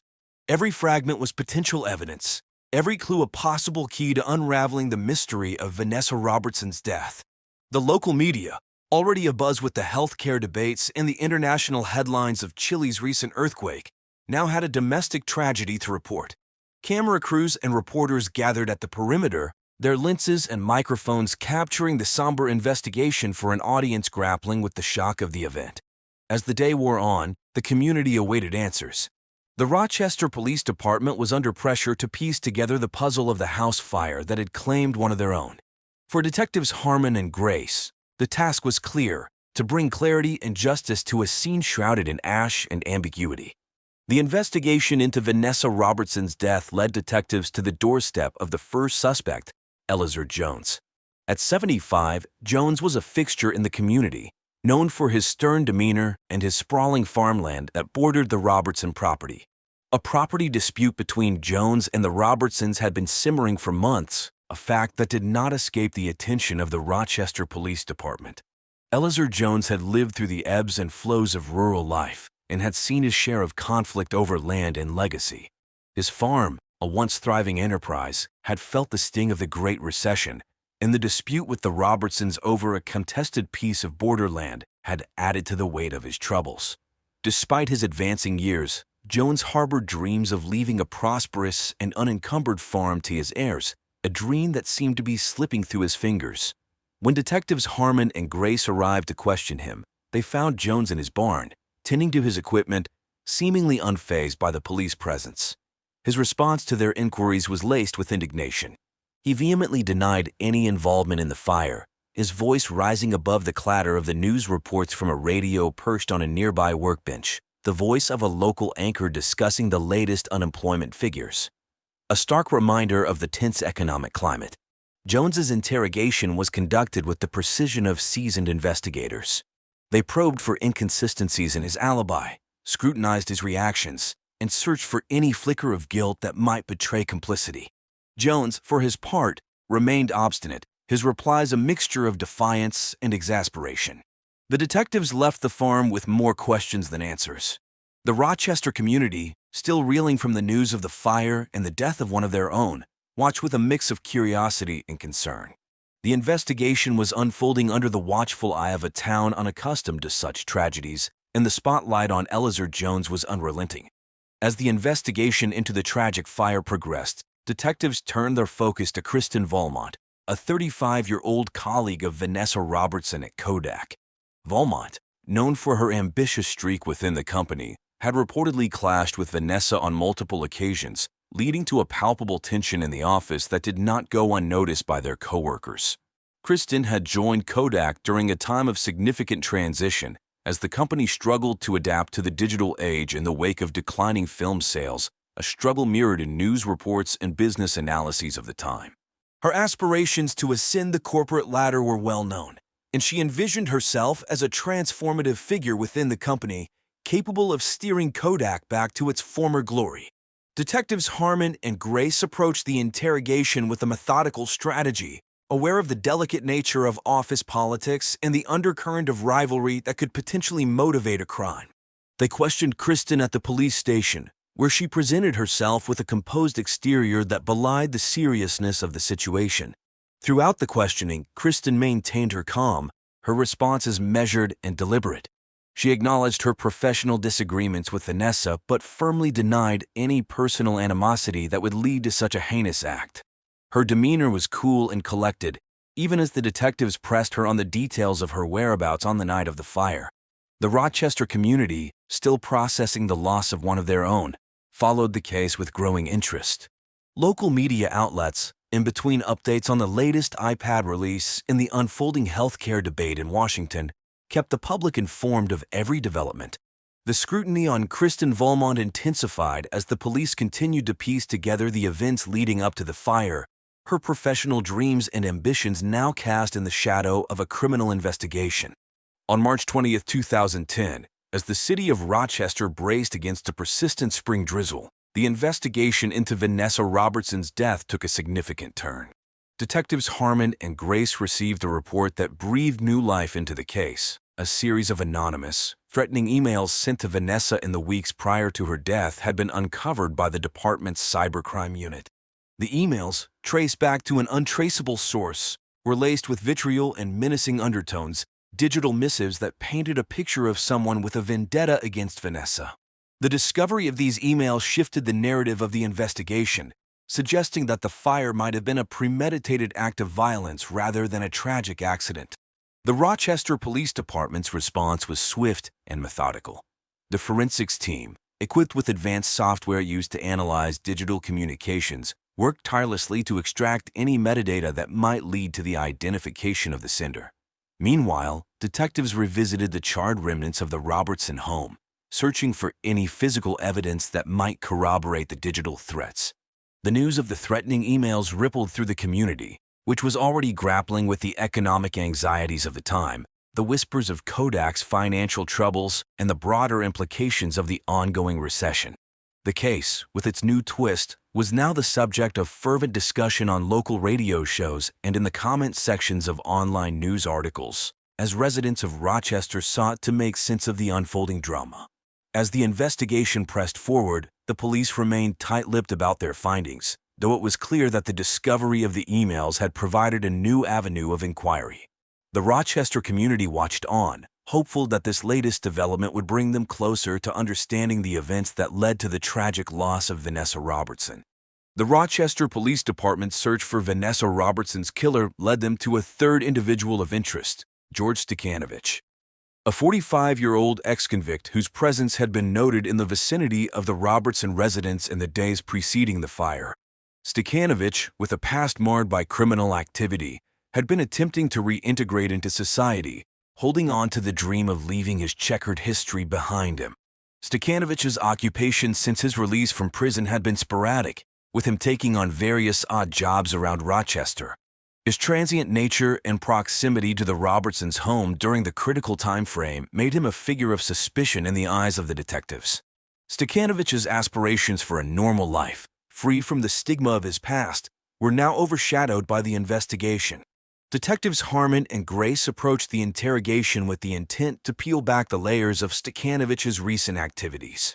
The questioning took place against the backdrop of a city still in shock, with local news outlets like WRCTV and the Democrat and Chronicle closely following the case, providing the public with a steady stream of updates amidst their coverage of the healthcare bill's progress and the local impact of the economic downturn. During the interrogation, Stekanovich's demeanor oscillated between anxious and defensive. He acknowledged his presence in the area but claimed it was innocuous, related to a potential job opportunity. His responses were tinged with the frustration of a man familiar with being on the wrong side of the law, yet he maintained his innocence regarding the fire and Vanessa's death. The Rochester community, already on edge from the recession's impact on local industry giants like Xerox and Bosch and Lohm, watched as the police delved deeper into Stekanovich's alibi. With each passing day, the pressure mounted to solve the case and provide answers to a family and a city in mourning. The relentless pursuit of truth by the Rochester Police Department culminated in a revelation that would shake the foundations of the Robertson family and the community at large. Andrew Robertson, a 48-year-old engineer at Kodak and the bereaved husband of Vanessa Robertson, emerged as the prime suspect in the case. The economic strain of the Great Recession had left Andrew facing the prospect of unemployment, as Kodak, once a bastion of innovation and prosperity, was now grappling with the seismic shifts of the digital age. Andrew, described by colleagues as a pragmatic man deeply invested in his work, had been harboring a secret that would unravel his seemingly stable life. With Kodak's layoffs making headlines and the financial security of families across Rochester hanging in the balance, Andrew had been silently drowning in desperation. His dream of maintaining the comfortable life he had built for his family was slipping away, and in a moment of profound misjudgment, he set his home ablaze, intending to claim the insurance without his wife's knowledge. On that fateful March evening, as the city contended with the chill of early spring and the local news reported on the burgeoning Tea Party movement's rallies, Andrew had not realized that Vanessa would be home. The fire, intended as a desperate escape from financial ruin, instead became an act of unintended but irreversible devastation. Detectives Harmon and Grace, after painstakingly reconstructing the sequence of events and analyzing the evidence, confronted Andrew with their findings. His facade of stoicism crumbled as the implications of his actions became clear. The man who had sought to protect his family from economic hardship had instead torn it asunder. As the news of Andrew's arrest spread through Rochester, the city was left to grapple with the dichotomy of a man who was both a respected engineer and now a convicted murderer. The case, a stark reminder of the pressures that can fracture even the most ordinary lives, became a touchstone for discussions on the far-reaching effects of the recession. On the evening of March 25, 2010, under the dimming light of an overcast sky, the Rochester Police Department made a decisive move in the case of Vanessa Robertson. Andrew Robertson, a 48-year-old Kodak engineer and the unsuspecting husband-turned-suspect, was taken into custody. The city, still grappling with the economic anxieties of the recession and the uncertainty surrounding local stalwarts like Kodak, now witnessed the dramatic turn in a case that had captivated the community. The arrest occurred at Andrew's temporary residence, a modest hotel room he had retreated to amidst the investigation. Detectives Harmon and Grace, armed with evidence of his ill-fated attempt to escape financial ruin, approached with a warrant. The scene was far removed from the technological advancements and corporate strategies discussed in Kodak's boardrooms or the latest healthcare debates that dominated the airwaves. Andrew's reaction to the arrest was a complex tapestry of emotions. Surprise registered on his face, quickly followed by the dawning realization of the consequences of his actions. The man who had engineered a desperate plan to secure his family's future through an act of arson was now confronted with the irreversible outcome of his wife's death. As the news of the arrest broke, it rippled through Rochester's local media, with reporters from stations like Wham and WGC providing live updates. Breaking into scheduled programming that included March Madness basketball and the latest episodes of popular TV shows. The community, which had been following the case with bated breath, now grappled with the reality that the tragedy was rooted not in random violence but in a domestic spiral gone horribly wrong. The Robertson children, already facing the loss of their mother, were dealt another blow with the arrest of their father. The family's grief was compounded by a sense of betrayal, their private turmoil laid bare for all to see.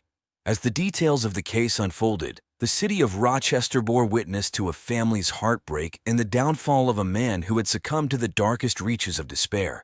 The trial of Andrew Robertson commenced amidst a climate of heightened public interest. The courtroom, a stage for the unfolding drama, was presided over by a sea of legal professionals, media personnel, and a community seeking closure. Helen Pierce, the prosecutor, stood as a figure of relentless justice.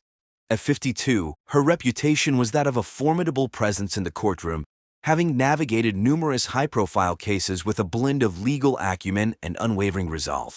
On the opposing side, defense attorney Sheila Keller, 47, was known for her persuasive oratory and empathetic approach to the law.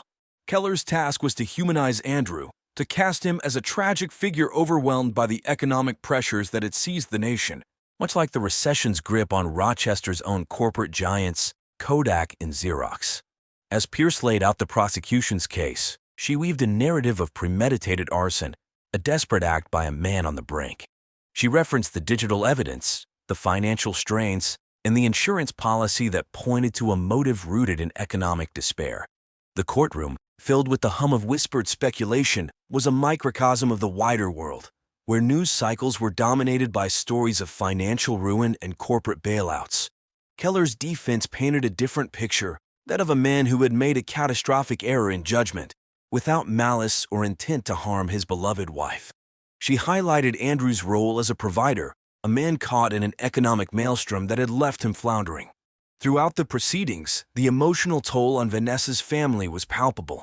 They sat, a portrait of sorrow, their presence a silent testimony to the life that had been so abruptly taken from them. The trial, unfolding under the scrutiny of local media outlets like the Democrat and Chronicle, became a somber reflection of the times, a narrative of personal tragedy against the backdrop of national economic hardship.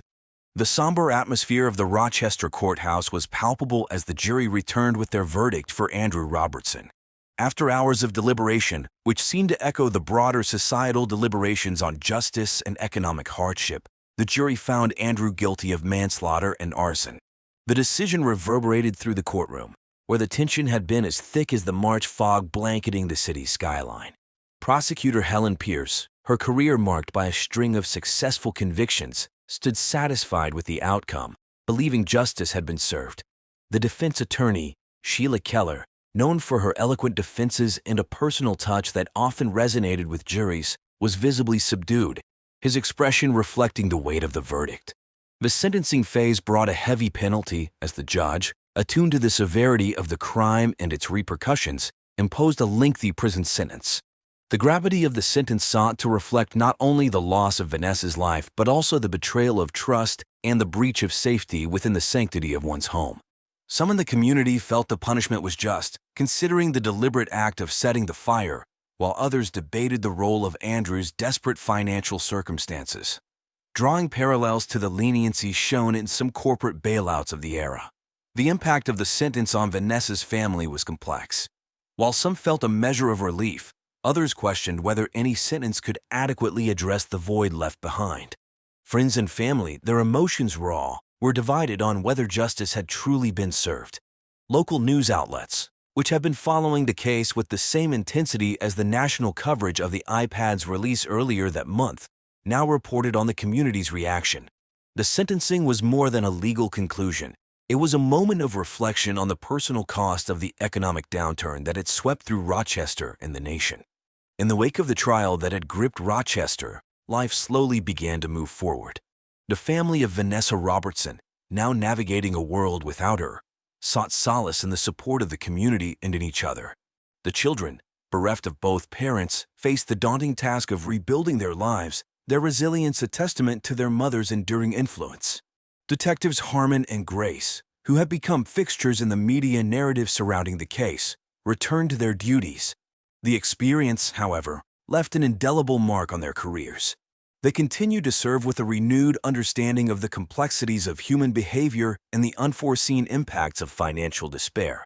The suspects who had been drawn into the case, Eleazar Jones, Kristen Valmont, and George Stekanovich, sought to reclaim their reputations and move past the cloud of suspicion that had briefly overshadowed their lives. Jones returned to his farm, Valmont to her ambitions at Kodak, and Stekanovich to his quest for redemption. Rochester itself, a city that had witnessed the rise and fall of industrial giants, the ebb and flow of economic fortunes, and now the tragic end of one of its own, continued to evolve. The case had become a part of its history, a story recounted in the pages of the Democrat and chronicled and discussed in the quiet corners of local establishments. As the memory of the trial faded from the headlines, overtaken by coverage of the 2010 midterm elections or the latest advancements from companies like Apple, the community did not forget the lessons learned. The tragedy of Vanessa Robertson served as a stark reminder of the human cost of economic hardship, a narrative that resonated in the collective consciousness of a city all too familiar with change. Life after the trial was not just about moving on. It was about remembering and finding meaning in the aftermath of loss. For all those touched by the case, the journey forward was one paved with reflection, resilience, and a hope for a future free from such heartbreak. The case of Vanessa Robertson is a somber reminder of the fragility of life and the unforeseen consequences of desperation. In the quiet suburb of Rochester, a family was torn asunder, and a community was left to find healing in the aftermath of a tragedy that was as senseless as it was sorrowful. Maggie Lewin, a warm-hearted and hospitable woman, was a 45-year-old housewife who took great pride in her role as a mother to her two children, Mocha and Tucker. Married to local dentist Dr. Dean Lewin DDS, Maggie dedicated herself to maintaining the perfect household. However, beneath her cheerful exterior, Maggie yearned for excitement and fulfillment beyond the confines of domesticity. Desperate to escape the monotony of her everyday life in Elgin, Illinois, she found solace in the local women's book club. The book club, known as the Literary Ladies, was a close-knit group of women who met every Tuesday evening at each of their houses. Led by the charismatic and enigmatic Linda Bernardino Scalco, the club provided an escape from the mundane reality of their suburban lives. They discussed everything from classic literature to contemporary bestsellers, with a particular love of the novelist Joyce Lehman. They loved to share their thoughts and opinions over cups of steaming coffee and plates of homemade sugar cookies. Maggie, with her insatiable thirst for literary adventure, quickly became an active member of the book club. She relished the intellectual discussions, the camaraderie, and the opportunity to step out of her comfort zone. The club became her sanctuary, a place where she could explore her hidden desires and dreams. Little did Maggie know that her involvement with the literary ladies would lead her down a dark and treacherous path. As the days grew colder in January 1993, a sinister plot began to unfold within the confines of the book club. Secrets, jealousy, and betrayal simmered beneath the surface, threatening to shatter the illusion of harmony.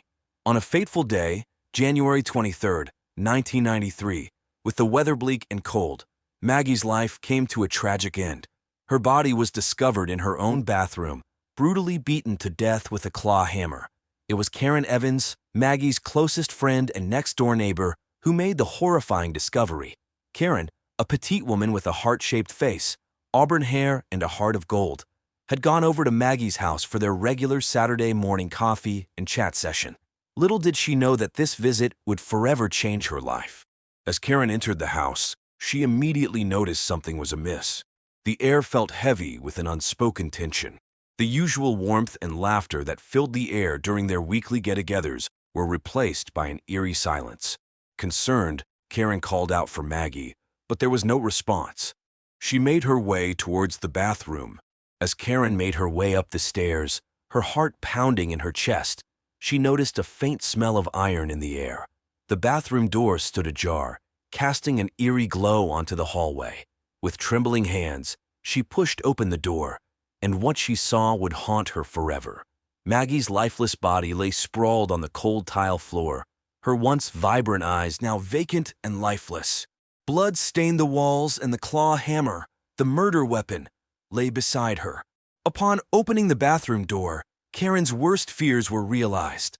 Karen's initial reaction was one of shock and disbelief. She couldn't comprehend the brutality of what she was witnessing. Panic surged through her veins as she frantically dialed 911, her voice trembling as she relayed the grisly scene to the dispatcher. News of the murder spread like wildfire through the tight-knit community of Elgin. The town was gripped with a sense of unease, as neighbors locked their doors and whispered about the possibility of a killer lurking among them.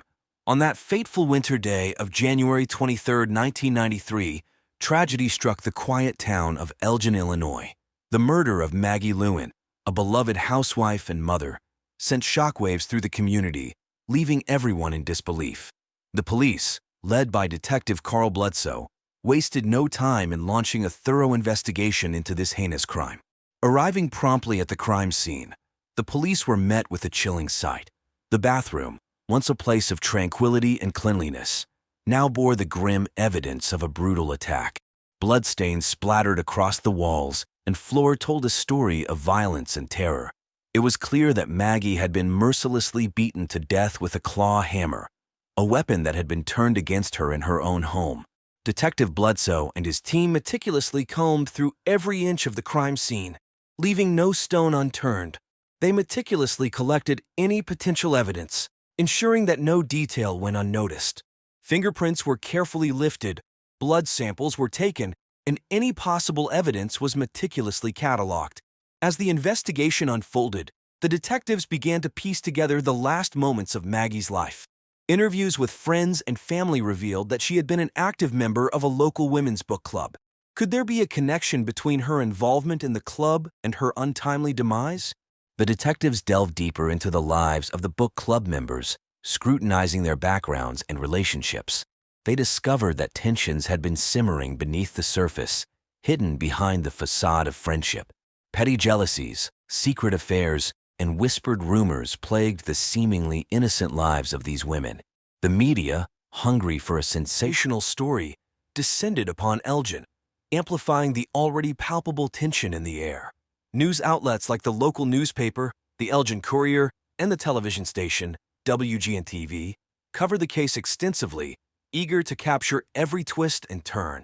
The town, once known for its peaceful, boringly Midwestern charm, became a hub of speculation and intrigue. Days turned into weeks, and the investigation continued to unfold. Detective Bledsoe analyzed the evidence, sifting through countless leads and alibis. The pressure to solve this case weighed heavily on his shoulders as the community anxiously awaited justice for Maggie Lewin. Linda Bernardino-Scalco, a 61-year-old local librarian and esteemed leader of the Women's Book Club, found herself at the center of suspicion in the shocking murder of Maggie Lewin. Known for her bookish exterior, sharp intellect, and extensive knowledge of literature, Linda had always presented herself as a respected member of the community. However, as the investigation unfolded, a hidden side to Linda's life began to emerge, casting doubt on her innocence. The Women's Book Club, once thought to be a gathering of literary enthusiasts, turned out to be far more than meets the eye.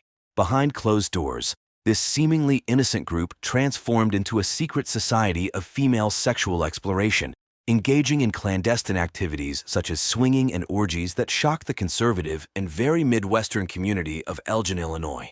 The members of the club, including Linda and Maggie, indulged in a world of forbidden sexual desires, where erotic boundaries were pushed and inhibitions were cast aside.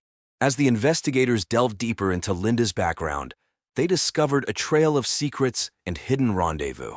The evidence pointed to a complicated web of relationships and encounters that seemed inconceivable in the quiet suburban town.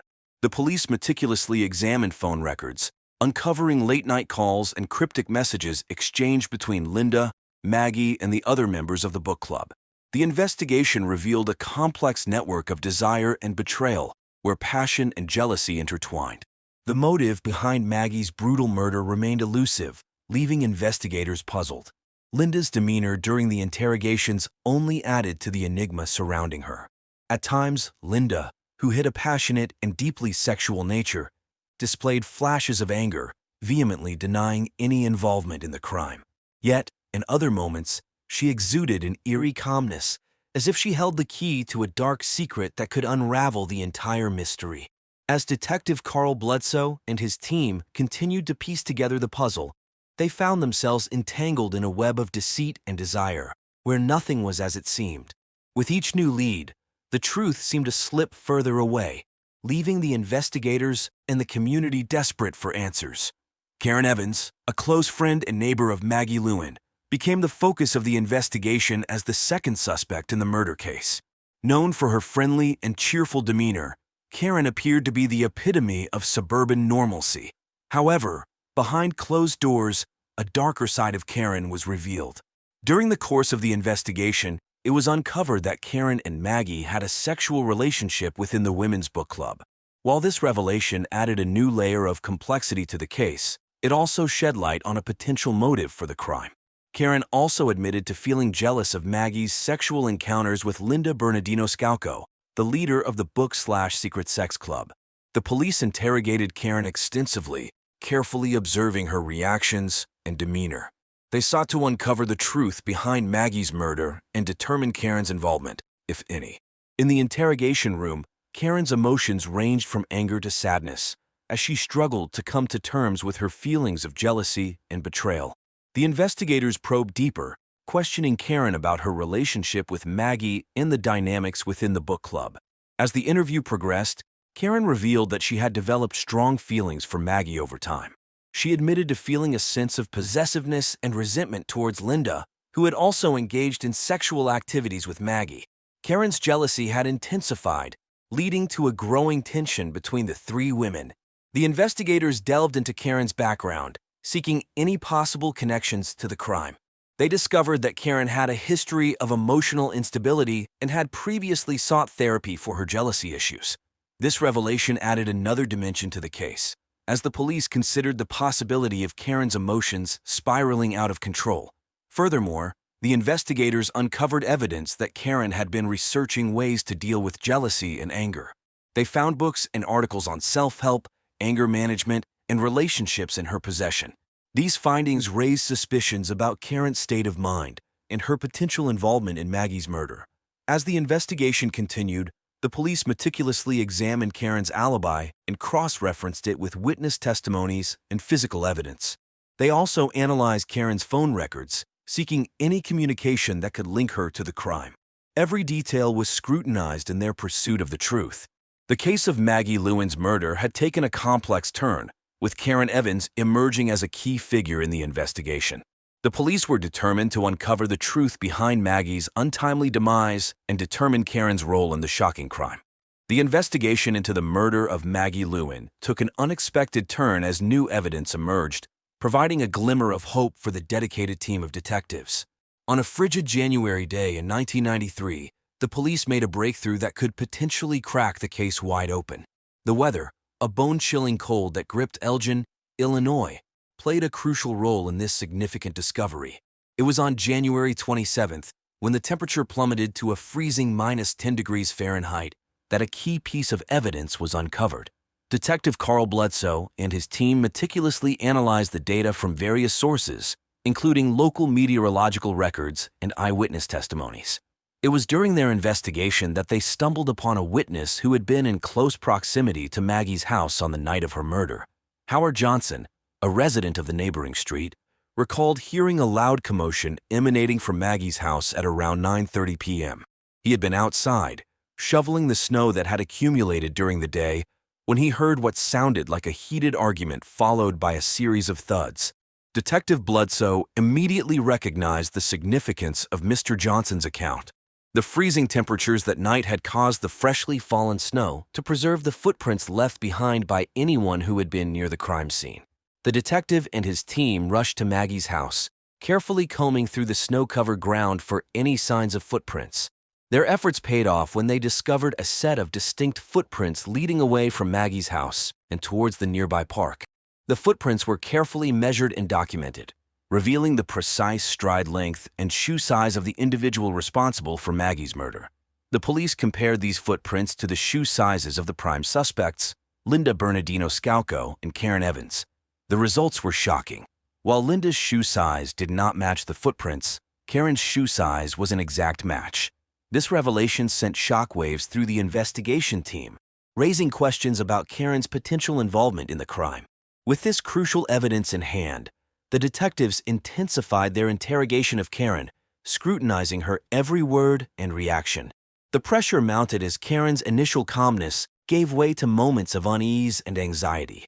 The investigation was now on a knife's edge, with the truth hanging precariously in the balance. In the ongoing investigation into the murder of Maggie Lewin, a new suspect emerged, Dr. Susan Cheong, a 42-year-old dentist and the newest member of the Women's Book Club. Dr. Cheong, known for her aloof demeanor and mysterious past, had become a person of interest in this chilling case. Dr. Cheong's personal life was shrouded in secrecy, with little known about her background or motivations. However, the police uncovered some intriguing details that may shed light on her possible involvement in this heinous crime. One key piece of information that came to light is that Dr. Cheong did not engage in the sexual activities that took place within the book club. While other members indulged in secret liaisons, Dr. Cheong remained detached, keeping her personal life tightly guarded. Another intriguing aspect of this case was Dr. Cheong's connection to a man named Dr. Dean Lewin. It had been revealed that Dr. Cheong had broken the rules of the book club by engaging in sex with a man, none other than Dr. Lewin, a fellow dentist, who happened to be Maggie Lewin's husband. This revelation raised eyebrows and sparked speculation about the extent of Dr. Cheong's involvement in the unraveling of the book club's secrets. Had she told her lover about his wife's secret sex life? As the police interrogate Dr. Cheong, they carefully observed her reactions and demeanor. Every word, every gesture was analyzed for any signs of guilt or involvement in this heinous crime. She admitted she had told Dean about his wife's dealings in the book club's secret. Might this be the breakthrough the investigators desperately need? The shocking truth behind the murder of Maggie Lewin, a seemingly ordinary housewife from Elgin, Illinois, had finally been unveiled. After a thorough investigation, it was revealed that the murderer was none other than Dr. Dean Lewin DDS, Maggie's own husband and a local dentist. The motive behind this heinous crime was a toxic combination of jealousy and desire. Driven by his intense longing for his wife and enraged by her alleged betrayal, Dr. Lewin confronted Maggie in the bathroom of their home on that fateful day in January of 1993. The details of the confrontation are chilling. In a fit of anger, Maggie admitted that yes, She had engaged in sexual relationships with the members of her women's book club, a secret gathering that turned out to be a lesbian swingers group. This revelation pushed Dr. Lewin over the edge, and he resorted to brutal violence, wielding a claw hammer to mercilessly beat his wife to death. The police meticulously pieced together the evidence, uncovering a web of deceit and hidden desires. The investigation revealed that Dr. Lewin had discovered his wife's secret through Dr. Susan Cheong, a fellow dentist and the newest member of the book club. Dr. Cheong had broken the rules of the club by engaging in a sexual relationship with Dr. Dean Miller, to whom she divulged the secrets of the book club and Maggie's infidelity. The arrest of Dr. Lewin sent shockwaves through the community of Elgin, as the once-respected dentist was exposed as a cold-blooded murderer. The media frenzy that followed the revelation of this true crime case captivated Chicagoland, with newspapers and television stations covering every detail of the investigation and subsequent trial. The trial that followed Dr. Dean Lewin's arrest for the murder of his wife, Maggie Lewin, gripped the community of Elgin, Illinois in January of 1993. The courtroom was filled with anticipation as the prosecution, led by District Attorney Geppetto Zempic, a proud Maltese immigrant, presented a compelling case against the accused. The defense, represented by Defense Attorney C. Alice Powell, sought to challenge the prosecution's narrative, delving into the complex emotions that fueled the murder.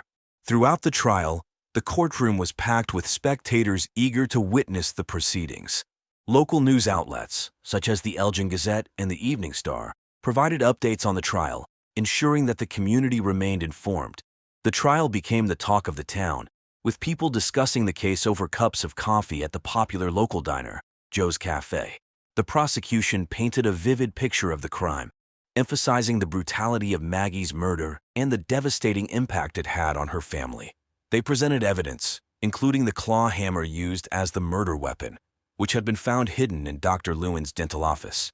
The defense, on the other hand, sought to humanize the accused, delving into his troubled past and the complex emotions that led to the tragic event. Maggie's family, including her children Mocha and Tucker, sat through the trial, their grief palpable. They listened intently as witnesses took the stand, recounting the events leading up to Maggie's death.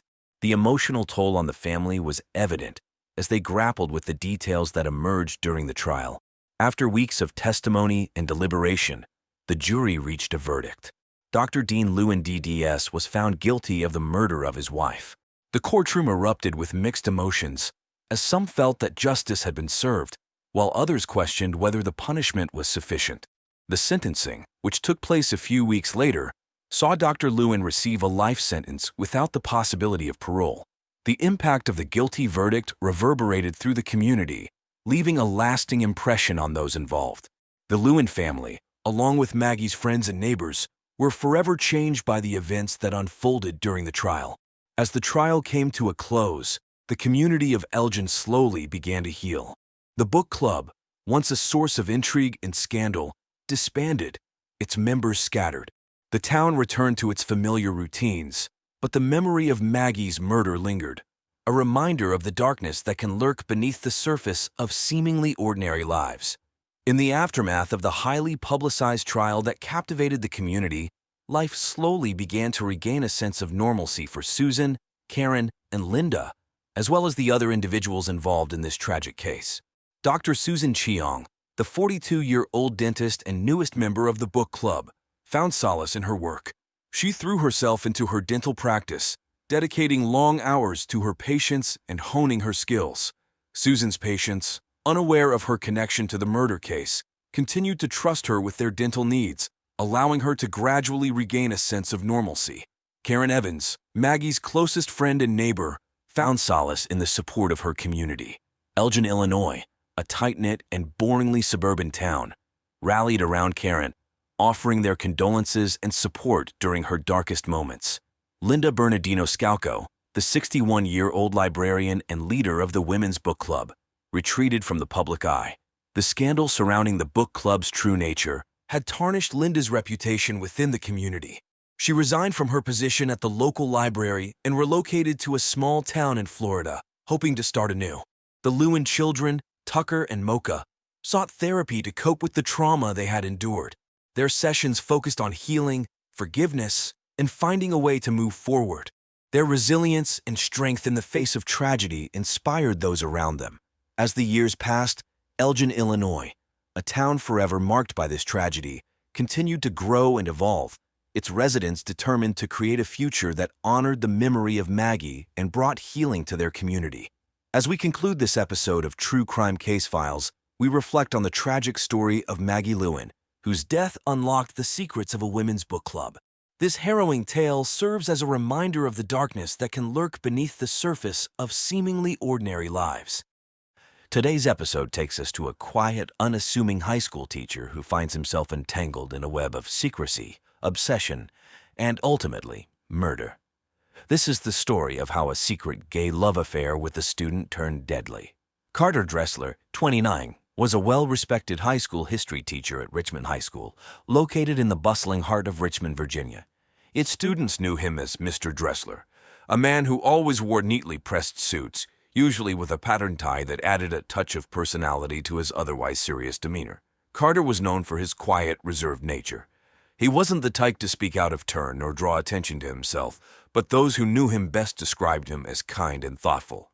Carter had a deep love for history, particularly American history, and he made it his mission to instill that passion in his students. He often invited students to his modest one-bedroom house for overnight study sessions that went above and beyond the regular school curriculum, much to the concern of his neighbors that he was engaged in inappropriate relationships with his students. Carter's garden was his pride and joy, filled with a variety of rare and exotic plants, many of which he had cultivated over the years. Among them was the monkswood, a strikingly beautiful but deadly plant known for its deep purple flowers. Carter took great care of his garden, often spending hours each day tending to the plants. He was particularly proud of the monkswood, which he had grown from seeds he ordered from a specialized nursery. Despite the rumors that swirled around his relationships with the students, Carter was well-liked by both students and colleagues. His lessons were engaging, and he had a way of making history come alive, often incorporating current events into his teaching. In the days leading up to his death, Carter's behavior was much the same as usual. He continued to teach his classes, tend to his garden, and spend his evenings quietly reading or watching PBS NewsHour.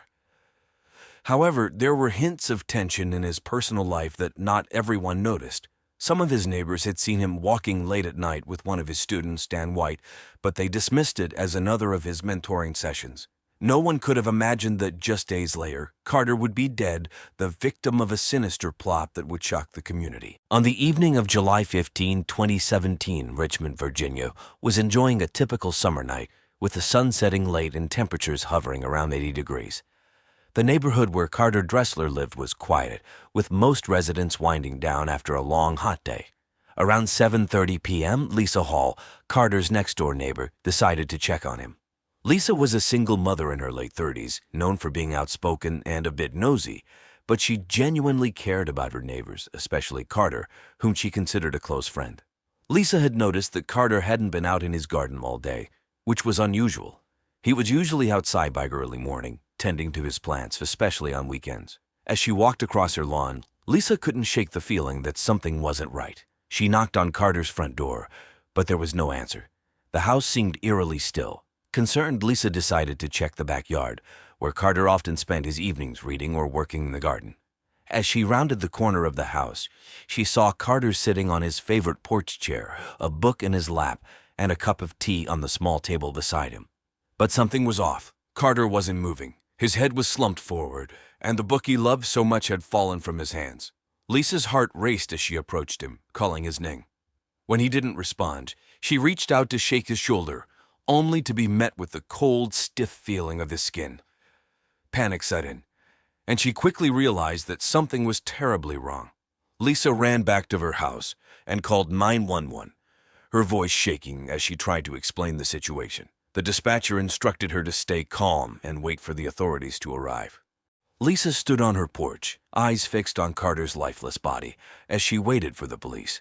She couldn't believe what was happening. Just the day before, she had seen Carter in his garden, smiling and waving as she drove past. Now he was dead, and she was the one who had found him. The first officers arrived within minutes, quickly securing the scene and confirming Lisa's worst fears. Carter Dressler was dead.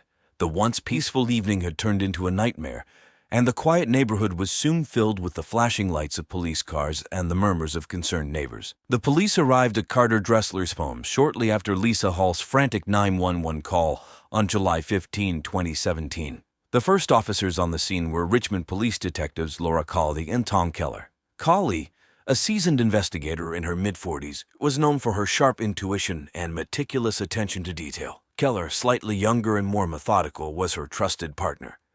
Both detectives had handled numerous cases in Richmond, but something about this one felt different from the moment they stepped onto the property. As they approached the back porch where Carter's body was found, Colley immediately noticed the eerie stillness of the scene. The garden, usually vibrant and full of life, seemed almost haunting in the fading evening light. The air was thick with the scent of flowers, but the sweet aroma did little to mask the unsettling presence of death. Carter's body sat unnaturally still in his chair, his head slumped forward and his eyes closed as if he had simply fallen asleep while reading. The detectives carefully surveyed the area, making note of the details. The book in Carter's lap was a history text, one of his favorites, open to a chapter about the American Revolution. Beside him on the small table was a cup of tea, now cold.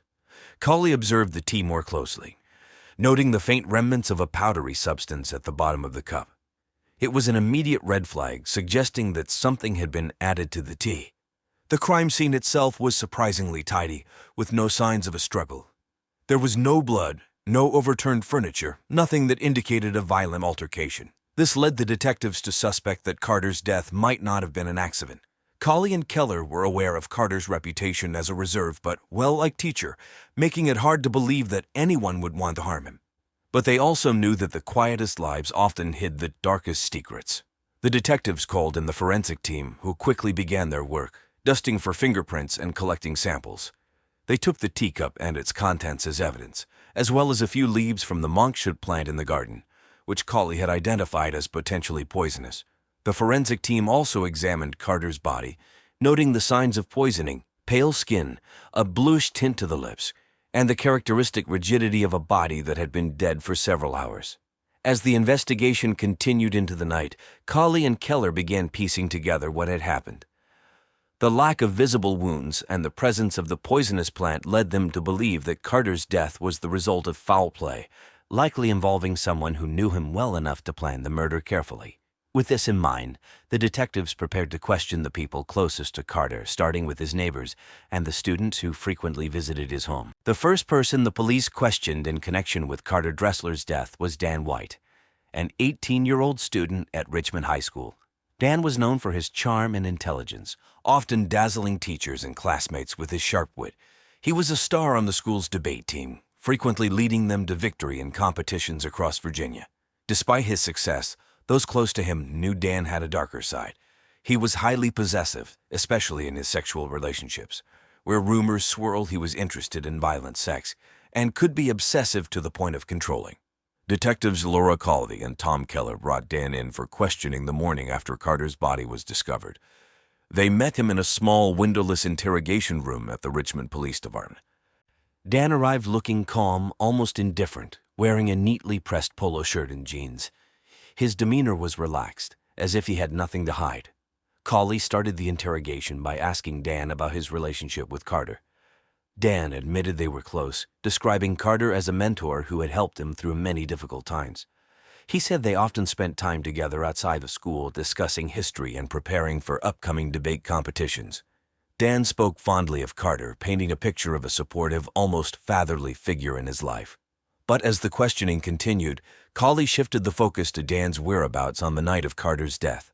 Dan claimed he had been home all evening, working on a new debate strategy for an upcoming tournament. He said he hadn't seen Carter for a few days and was shocked to hear about his death. However, Colley noticed a slight change in his demeanor when she asked about Carter's other students, particularly those who also visited his one-bedroom home for overnight study sessions. Dan's answers became more clipped, and his previously relaxed posture grew tense. The detectives pressed Dan on his feelings toward Carter, subtly hinting at the possibility of jealousy. Dan's responses became more defensive, and at one point he raised his voice, insisting he had nothing to do with Carter's death. Keller, observing Dan's body language, noted the sudden shift from calm to agitated, a sign that Dan might be hiding something. When asked directly if he had ever been jealous of Carter's close relationships with other students, Dan hesitated before giving a firm no. But the hesitation didn't go unnoticed. Colley and Keller exchanged a glance, realizing they had touched a nerve.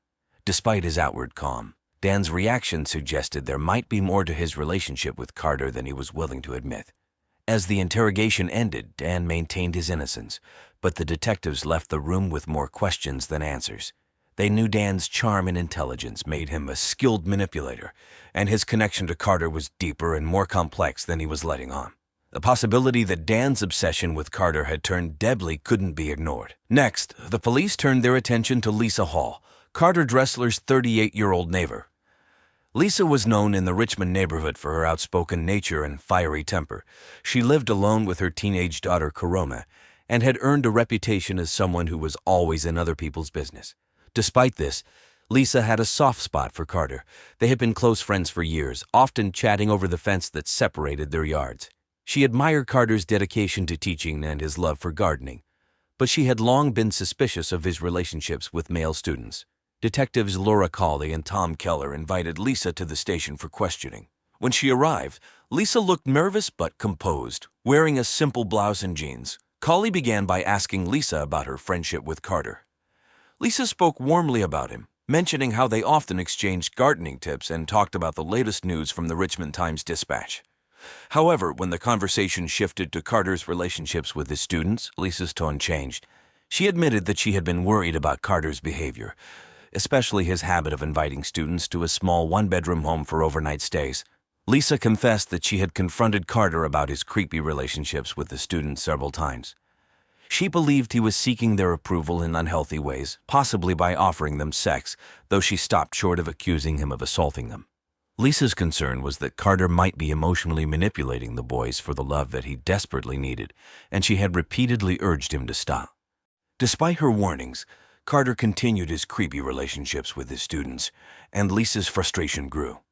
When Colley asked Lisa where she was on the night of Carter's death, Lisa stated that she had been home with her daughter, watching a rerun of NCIS New Orleans. She mentioned that she had seen Carter earlier in the day, but their interaction was brief. She didn't notice anything unusual, but admitted that she had felt uneasy for weeks, sensing that something was wrong between Carter and Dan White, one of the students he was closest to. As the questioning continued, Lisa's emotions bubbled to the surface. She became visibly upset, tears welling in her eyes as she spoke about Carter's death. She insisted that despite her concerns, she never wished him harm and was heartbroken over his murder. Her raw emotions struck the detectives, but they remained focused, probing for any signs that Lisa might have been more involved than she was letting on. By the end of the interrogation, Lisa's alibi seemed solid, but her deep concern over Carter's relationships couldn't be ignored. Colley and Keller left the interview with a clearer picture of Lisa's frustrations and her complicated feelings toward Carter. Though she was upset, the detectives still had to consider the possibility that Lisa's worries had escalated into something more dangerous. On July 20, 2017, 5 days after Carter Dressler's body was found, the Richmond Police Department received a critical piece of new evidence that would change the direction of the investigation. It was a hot, humid afternoon with temperatures soaring into the mid-90s, typical for a Virginia summer. Detective Laura Colley was at her desk, going over notes from previous interviews, when a forensic technician entered the office with a report in hand. The technician, Mike Harris, handed Colley the report with this serious expression. "You're going to want to see this," he said. The report detailed the results of the toxicology tests performed on the tea found at Carter's home. The test confirmed that the tea had been laced with aconite, a rare and highly toxic plant also known as monk's hood, which was found growing in Carter's garden.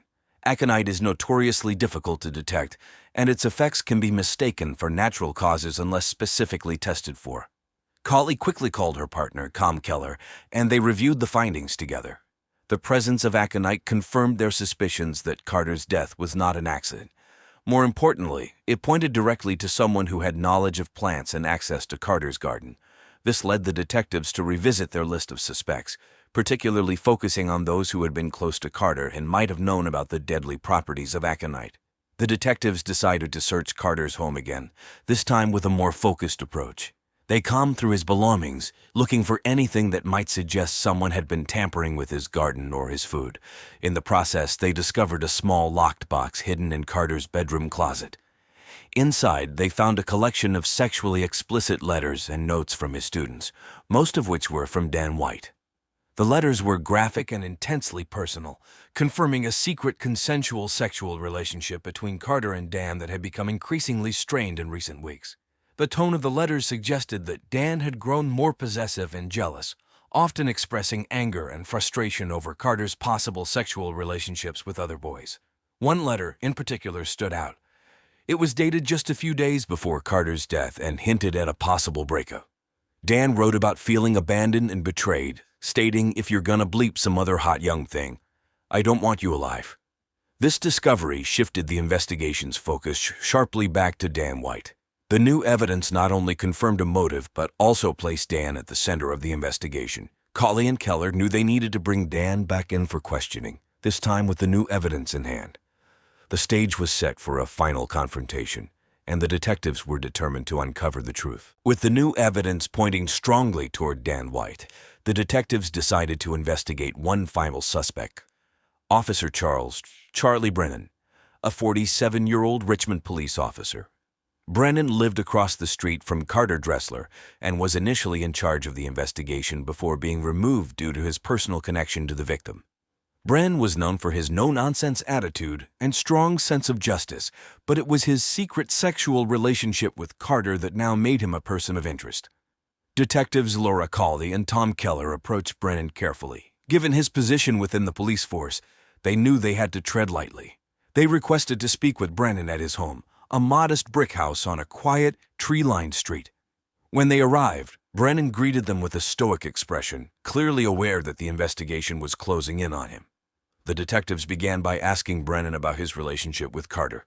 Brennan admitted that they had become close over the years, initially bonding over their shared interest in history.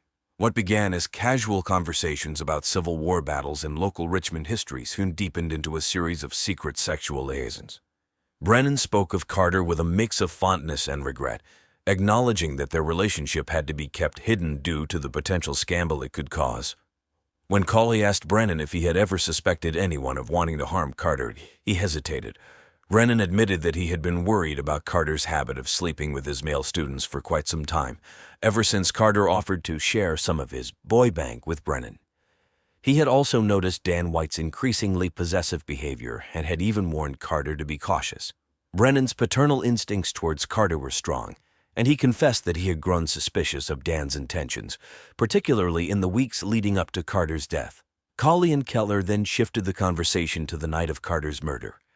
Brennan stated that he had been at home, working late on some case files. He claimed he had no idea Carter was in danger and was devastated when he learned of his death. However, Colley noted the subtle change in Brennan's demeanor when they mentioned the aconite found in Carter's tea. Brennan's face tightened and his answers became more clipped, as if he was carefully choosing his words. Despite his composed exterior, the detectives could sense Brennan's unease. They asked if he had ever handled aconite or knew of its deadly properties. Brennan responded that he was familiar with the plant, having learned about it during a case years ago, but insisted he had never used it. However, the tension in the room was palpable, and Colley and Keller couldn't shake the feeling that Brennan was hiding something. As the interview concluded, the detectives were left with more questions than answers. Brennan's connection to Carter and his knowledge of aconite made him a viable suspect, but without concrete evidence, they couldn't make an arrest. However, his behavior during the interview only deepened their suspicion, and they knew they couldn't rule him out just yet. On July 22, 2017, Richmond detectives Laura Colley and Tom Keller finally identified the person responsible for Carter Dressler's death. The investigation had been intense, with multiple suspects and conflicting evidence. But the new information from Carter's letters, combined with forensic evidence, led them to one clear conclusion. Dan White, Carter's 18-year-old student, neighbor, and sexual partner, was the murderer. Dan had been involved in a secret sexual relationship with Carter for over a year. While the relationship was consensual and full of intense passions, it became increasingly toxic as Dan grew more possessive and controlling. The letters found in Carter's lockbox revealed Dan's escalating jealousy and fear of losing Carter to, quote, hotter boys. The final letter, written just days before Carter's death, hinted at a potential breakup, which Dan couldn't accept. It was clear that Dan's obsessive love had turned deadly. The detectives knew they had to act quickly to prevent Dan from fleeing. On the afternoon of July 22, they arrived at Dan's home with an arrest warrant. It was a hot, sunny day with temperatures hovering around 95 degrees. Dan was at home alone, watching an adult movie on his laptop when the detectives knocked on his door. Colley and Keller calmly informed Dan of the charges against him, murder in the first degree. Dan's reaction was one of shock. He stood frozen in the doorway, his face pale and his eyes wide. He stammered out a denial, but the evidence against him was overwhelming. As the detectives handcuffed Dan and led him to the police car, he began to cry. His tears quickly turned to anger as he realized the gravity of the situation.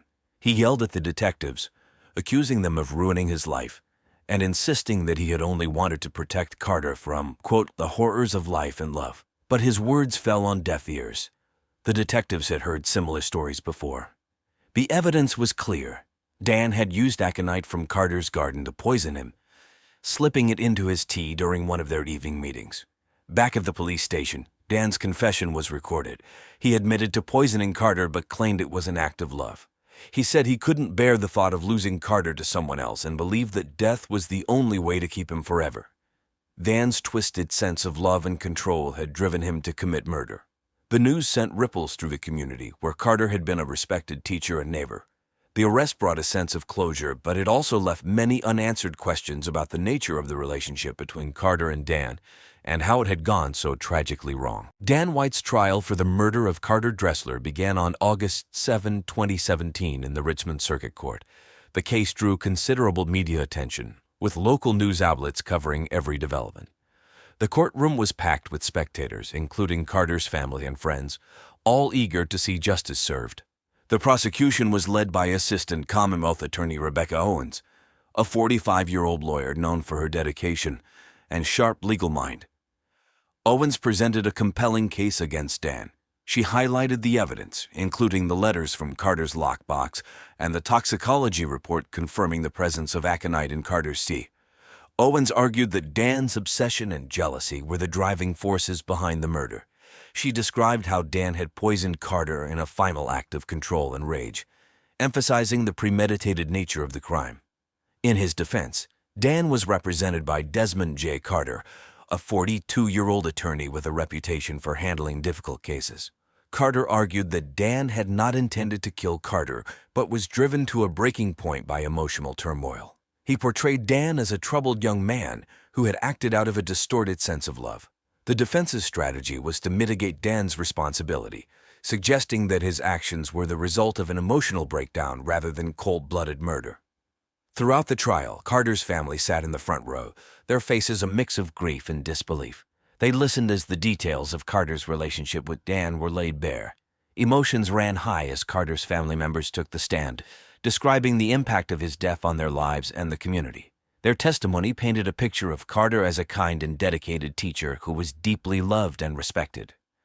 On August 15, 2017, after a week of intense arguments and emotional testimony, the jury returned with a verdict. Dan White was found guilty of first-degree murder. The decision came as a relief to Carter's family, who had been waiting for this moment with bated breath. During sentencing on August 22, Dan was given a life sentence without the possibility of parole. The judge, noting the premeditated nature of the crime and the suffering inflicted on Carter's family, felt this sentence was appropriate. The courtroom was filled with a sense of grim satisfaction. While the sentence could never bring Carter back, it provided a measure of justice and closure for those he left behind. The trial had a profound effect on the community. Richmond was shaken by the revelation of the secret relationship and the murder that followed. Carter's students and neighbors mourned the loss of a beloved figure while grappling with the shock of the crime. The case served as a stark reminder of the dark side of human relationships and the devastating consequences of unchecked jealousy and obsession. After Dan White's sentencing on August 22, 2017, the community of Richmond began to pick up the pieces from the shocking events. The trial had left a lasting impact on everyone involved, from Carter Dressler's family to his students and the local community. Dan White's life, on the other hand, took a drastic turn. He was transferred to a maximum security prison in Virginia. There, he faced a difficult reality. While he was in protective custody due to the high-profile nature of his case, life behind bars was harsh. Dan's family struggled to cope with the fallout from the trial. His parents, who had been supportive throughout the proceedings, found themselves under intense scrutiny from the media and community.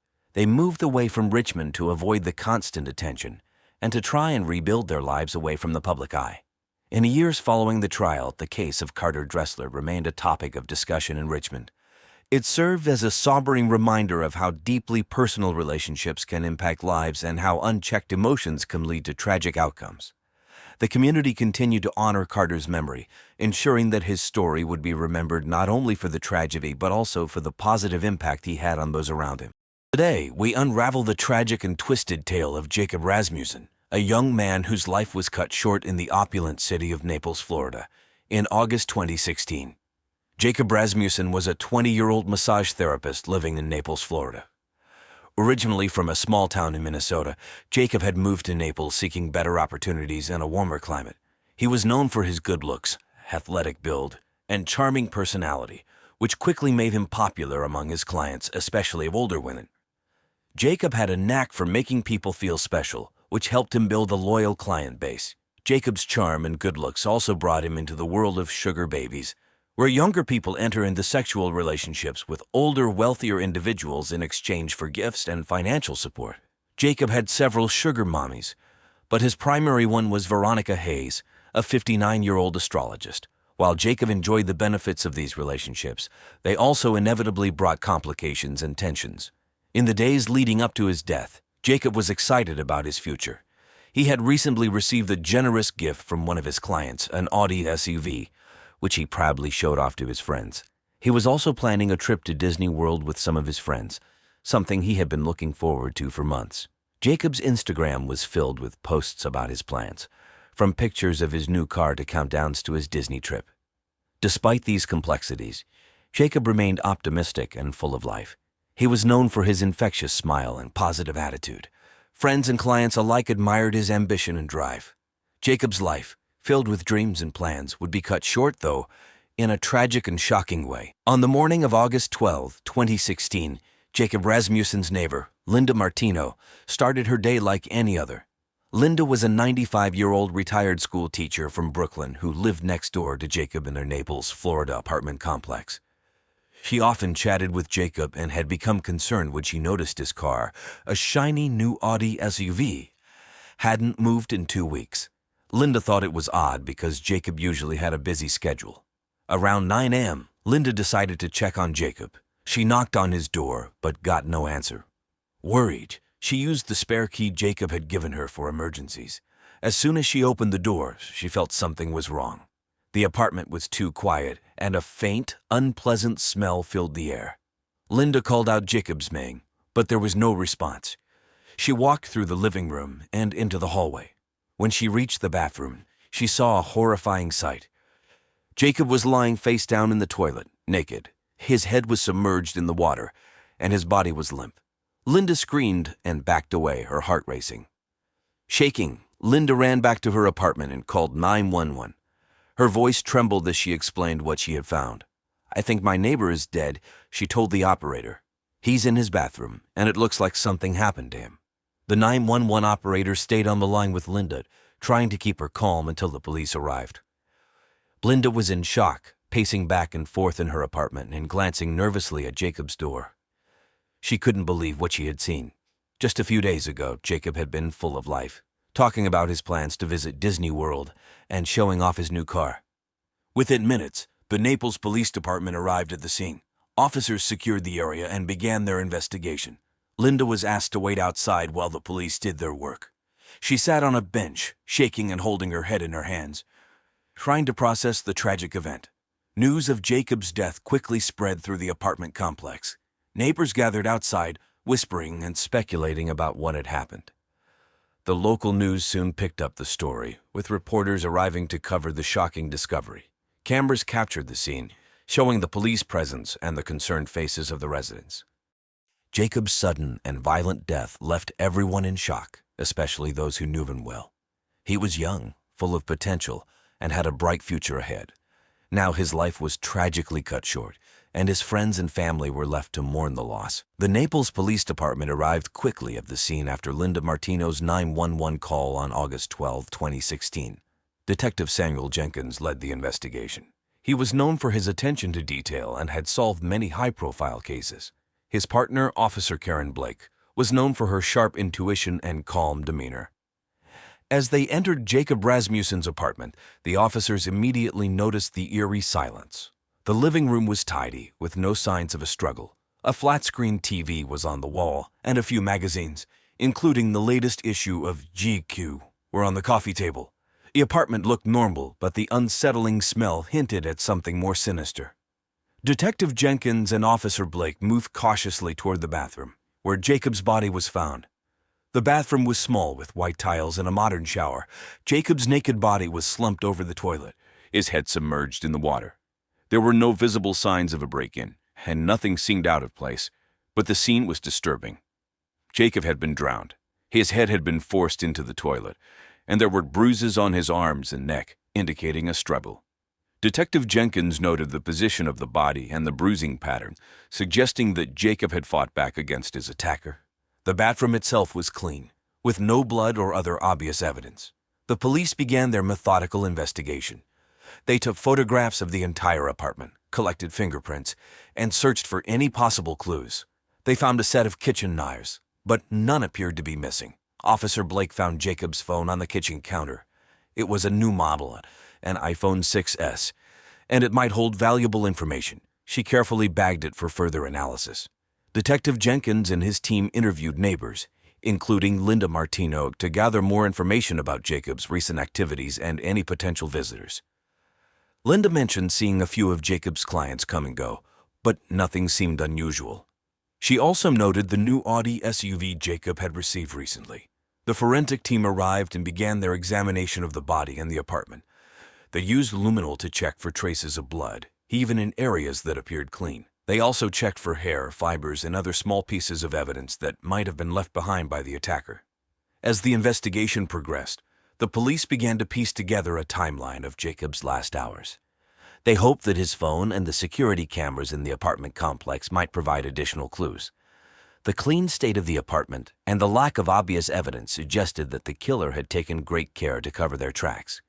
The tragic scene at Jacob's apartment marked the beginning of a complex investigation. Detective Jenkins and Officer Blake knew they had a difficult case ahead of them. They were determined to find out who was responsible for the young man's untimely death and bring them to justice. The first suspect in the investigation was Veronica Hayes, a 59-year-old astrologist. Veronica was well known in Naples for her larger-than-life personality and her impressive client list, which included several celebrities. She lived in a lavish mansion decorated with exotic crystals and zodiac signs. Veronica had a reputation for being generous, often gifting expensive items to her friends and clients. However, she was also known to be possessive and obsessive, especially in her personal relationships. It was no secret Veronica had been in a sexual relationship with Jacob Rasmussen, acting as his sugar mommy. She showered him with gifts, including the 70-inch flat-screen TV found in his house. When the police first questioned Veronica, she was calm but visibly upset. She admitted to being deeply hurt when she discovered that Jacob had been seeing other women. Despite her feelings, she denied any involvement in his death. Detective Samuel Jenkins and Officer Karen Blake conducted the interrogation. They were careful and thorough, asking Veronica about her whereabouts on the night of the murder. Veronica claimed, like a typical Virgo, she was at home, alone, reading the latest issue of Astrology Today and meditating. She insisted she had not seen Jacob for several days before his death and respected his need for privacy as a Scorpio. The police dug deeper into Veronica's background. They found that she had a history of intense relationships, including 3 failed marriages, that often ended badly, something she readily admitted to, saying she couldn't help it as someone with their moon in Cancer. Former friends and clients described her as charming but controlling. Several mentioned that Veronica Cancer moon could make her very jealous, especially when she felt betrayed. This gave the police a possible motive for her to harm Jacob. During the interrogation, Veronica's demeanor shifted. She became more defensive and agitated, particularly when asked about her relationship with Jacob. She accused the police of unfairly targeting her because of her wealth, high-profile lifestyle, and belief in astrology. Despite her protests, the police continued to press her for details. The police also examined Veronica's phone records. They found multiple calls and text messages to Jacob in the days leading up to his death. Some of the messages were affectionate, while others were increasingly profane, vicious, desperate, and accusatory. This evidence painted a picture of a relationship that was unraveling, with Veronica struggling to maintain control. Despite the mounting evidence and Veronica's increasingly erratic behavior, there was no direct proof linking her to the crime scene. The police needed more concrete evidence to make an arrest.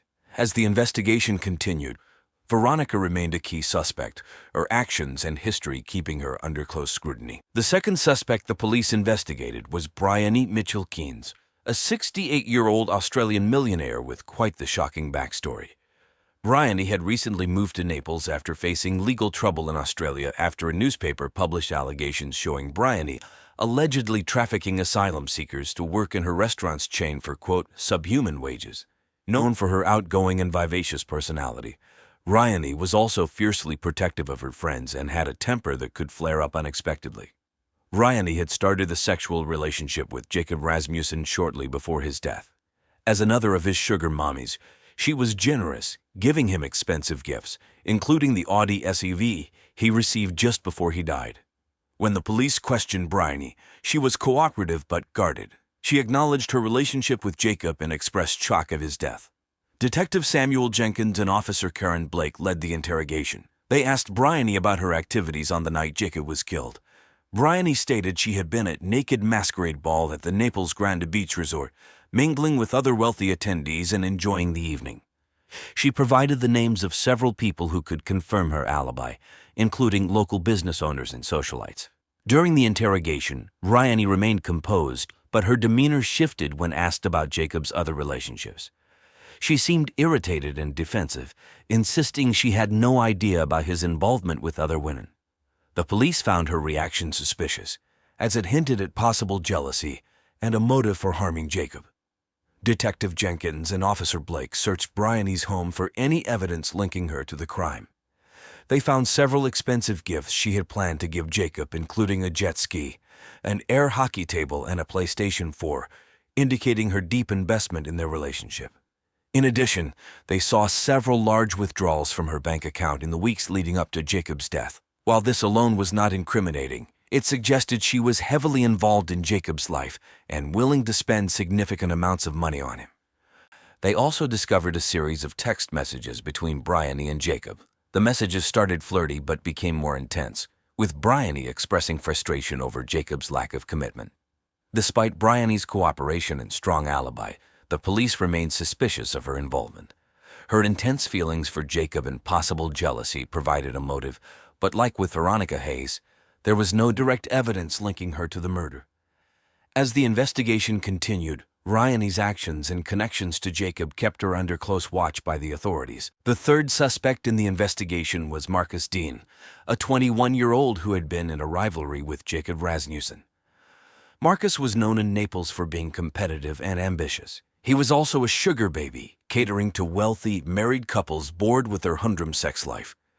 Marcus was driven to be the best in his circle, always striving to outdo his peers in sexual performance and number of sugar parents.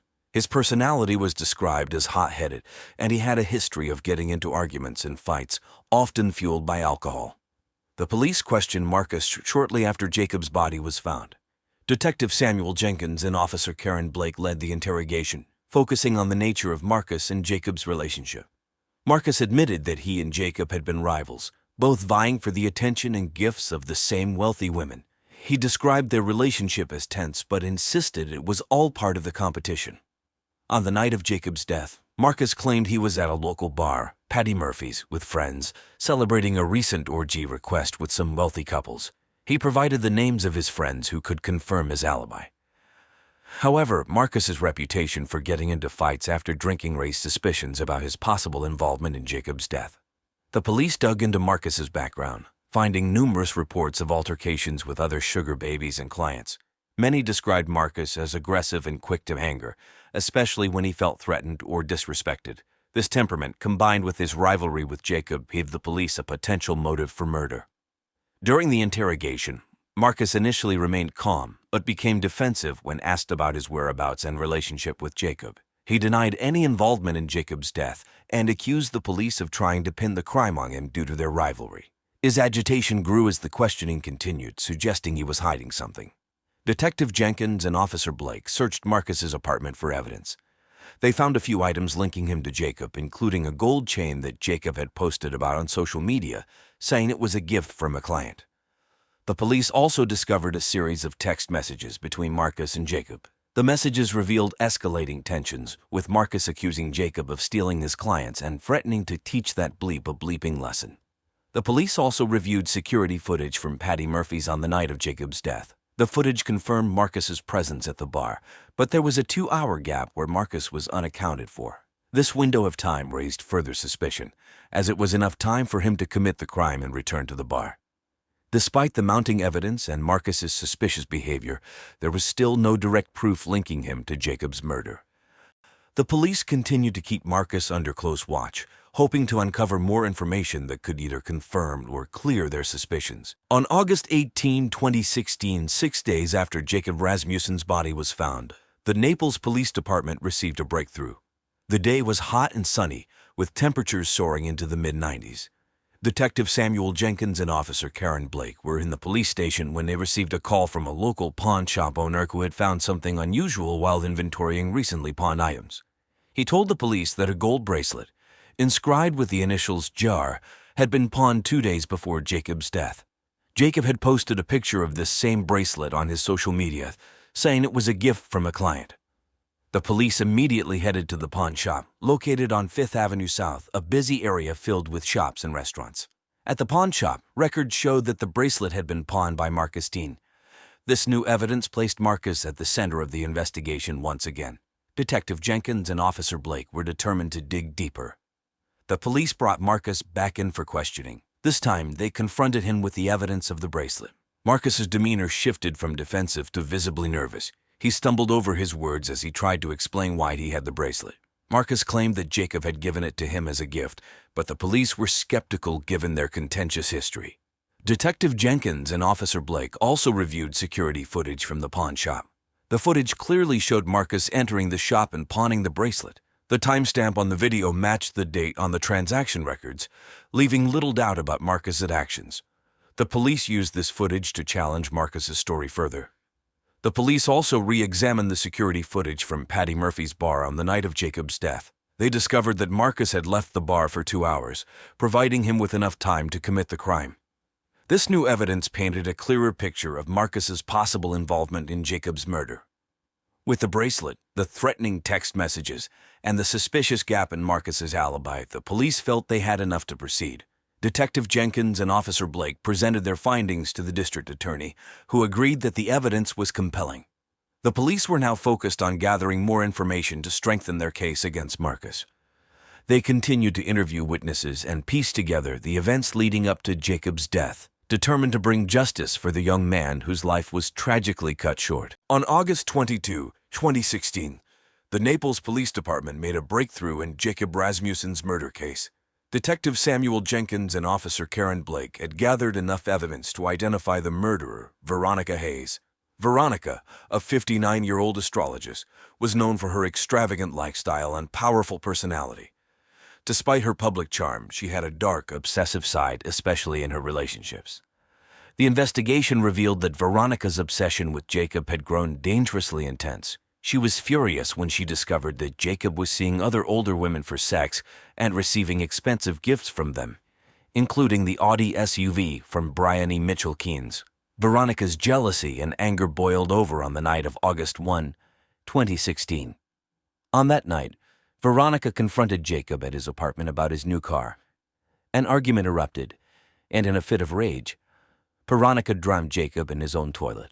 She forced his head into the water until he stopped struggling, leaving bruises on his arms and neck. To humiliate him further and make it look like he drowned himself, she stripped off his clothes, making the scene appear even more degrading. Detective Jenkins and Officer Blake pieced together the events through witness statements, security footage, and forensic evidence. Veronica's alibi, which claimed she was home reading astrology today and meditating, fell apart when phone records showed she was near Jacob's apartment at the time of the murder. Furthermore, forensic analysis of Veronica's clothing revealed traces of Jacob's blood, linking her directly to the crime scene. On the morning of August 22, the police moved in to arrest Veronica. They arrived at her mansion, a grand estate adorned with astrological symbols and crystals. Veronica was taken by surprise, her confident demeanor cracking as she was handcuffed and led to the police car. She protested loudly, accusing the police of targeting her because of her wealth and status. The arrest sent shockwaves through the Naples community. Jacob's family, who had been devastated by his death, felt a mix of relief and sorrow. They were grateful that the murderer had been caught, but heartbroken over the senseless loss of their son. Veronica's friends and clients were equally shocked, struggling to reconcile the generous woman they knew with the brutal crime she had committed. Veronica Hayes was charged with second-degree murder. Her trial would reveal more about the dark side of her personality and the tragic obsession that led her to take Jacob's life. The arrest marked a crucial step in the quest for justice, but the journey was far from over. Veronica Hayes' trial for the murder of Jacob Rasmussen began in October 2016. The courtroom was packed with journalists, community members, and activists. The case had drawn national attention, with many people intrigued by the bizarre astrology defense Veronica used. She claimed she was being discriminated against because she was a Virgo, a sign known for being meticulous and perfectionistic. The prosecution, led by District Attorney Martin Delgado, argued that Veronica's obsession with Jacob had driven her to murder. Delgado, a 45-year-old with a reputation for being tough on crime, presented the evidence collected by Detective Jenkins and Officer Blake. He showed the jury the phone records placing Veronica near Jacob's apartment, the forensic evidence linking her to the scene, and the bruises on Jacob's body indicating a struggle. Delgado painted a picture of a woman consumed by jealousy and rage, who had meticulously planned and executed the murder. He called witnesses who testified about Veronica's possessive nature and her increasing anger towards Jacob's other relationships. Delgado's argument was clear. Veronica's jealousy had turned deadly. The defense attorney, Nancy Price, took a different approach. Price, a 50-year-old known for her unconventional tactics, focused on the so-called astrology defense. She argued that Veronica was being unfairly targeted because of her zodiac sign. Price brought in experts who testified about Virgo characteristics, emphasizing that Veronica's actions were influenced by her astrological traits rather than a criminal mindset. Veronica herself took the stand, carefully claiming that she was a victim of discrimination. She insisted she had no intention of killing Jacob and that the incident was a tragic accident. Her testimony was supported by groups like Virgos United and Americans Against Birth Sign Discrimination, who protested outside the courthouse throughout the trial. They held signs demanding fair treatment for all astrological signs and decrying the injustice against Virgos. Despite the prosecution's strong case, the jury was swayed by the defense's argument. On November 15, 2016, Veronica was found guilty of manslaughter instead of murder. The judge sentenced her to 10 years in prison, a decision that shocked many who had expected a harsher punishment. Jacob's family was devastated by the verdict. They felt that justice had not been served and that Veronica's wealth and influence had played a role in her lighter sentence. Friends and supporters of Jacob were equally outraged, feeling that the trial had turned into a spectacle rather than a pursuit of justice. Veronica's supporters celebrated the verdict, viewing it as a victory against astrological discrimination. The trial and its outcomes sparked widespread debate about the role of unconventional defenses in the legal system and the influence of public opinion on judicial decisions. After Veronica Hayes' trial ended, the lives of everyone involved were changed significantly. Veronica began serving her 10-year sentence at the Florida Women's Reception Center, a medium-security prison located in Ocala. Her trial had drawn considerable media attention, and she became a controversial figure.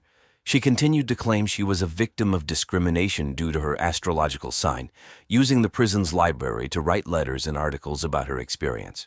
Her case remained a topic of discussion in astrological and legal circles. Jacob Rasmussen's family in Minnesota struggled to cope with the outcome of the trial. They felt the 10-year sentence was too lenient for a crime as brutal as Jacob's murder. The media frequently covered their reactions, highlighting their disappointment and grief. They continued to advocate for harsher penalties for crimes of this nature and sought to keep Jacob's memory alive through community events and online memorials. Marcus Dean, who had been a suspect in the case, faced continued scrutiny from the public. Though he was cleared of any involvement in Jacob's murder, his reputation was tarnished by his rivalry with Jacob and his history of altercations. He struggled to find work and had to deal with the fallout from the media coverage, which painted him as a potential murderer. Bryony Mitchell Keynes, another suspect, returned to Australia and faced her own challenges. The negative publicity from the cases affected her restaurant business, and she dealt with backlash from customers and critics. Bryony continued to live a quiet life, trying to distance herself from the controversy surrounding the case. The murder of Jacob Rasmussen and the subsequent trial had a lasting impact on everyone involved. It brought attention to issues of justice and discrimination, and left a mark on the community of Naples, Florida. The case became a cautionary tale about the influence of personal biases and unconventional defenses in the legal system.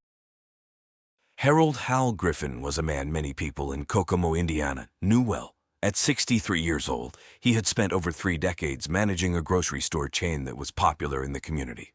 Hal had a way of making people feel welcome, whether they were customers or employees. His friendly smile and sharp business skills made him respected in his hometown. After retiring, Hal moved to Prescott, Arizona, in search of a quieter life. Prescott, known for its mild weather and beautiful landscapes, was a popular destination for retirees. Hal settled into this peaceful town, spending his days gardening, attending local events, and relaxing. But Hal's life wasn't as simple as it appeared. His marriage to Mary had been troubled for years, mostly because of her declining health. Mary had been diagnosed with brain cancer, which had taken a toll on both of them. Hal, feeling lonely and emotionally drained, started looking for comfort elsewhere. He began seeing other men for sex, but only a few close friends knew about this very secret part of his life.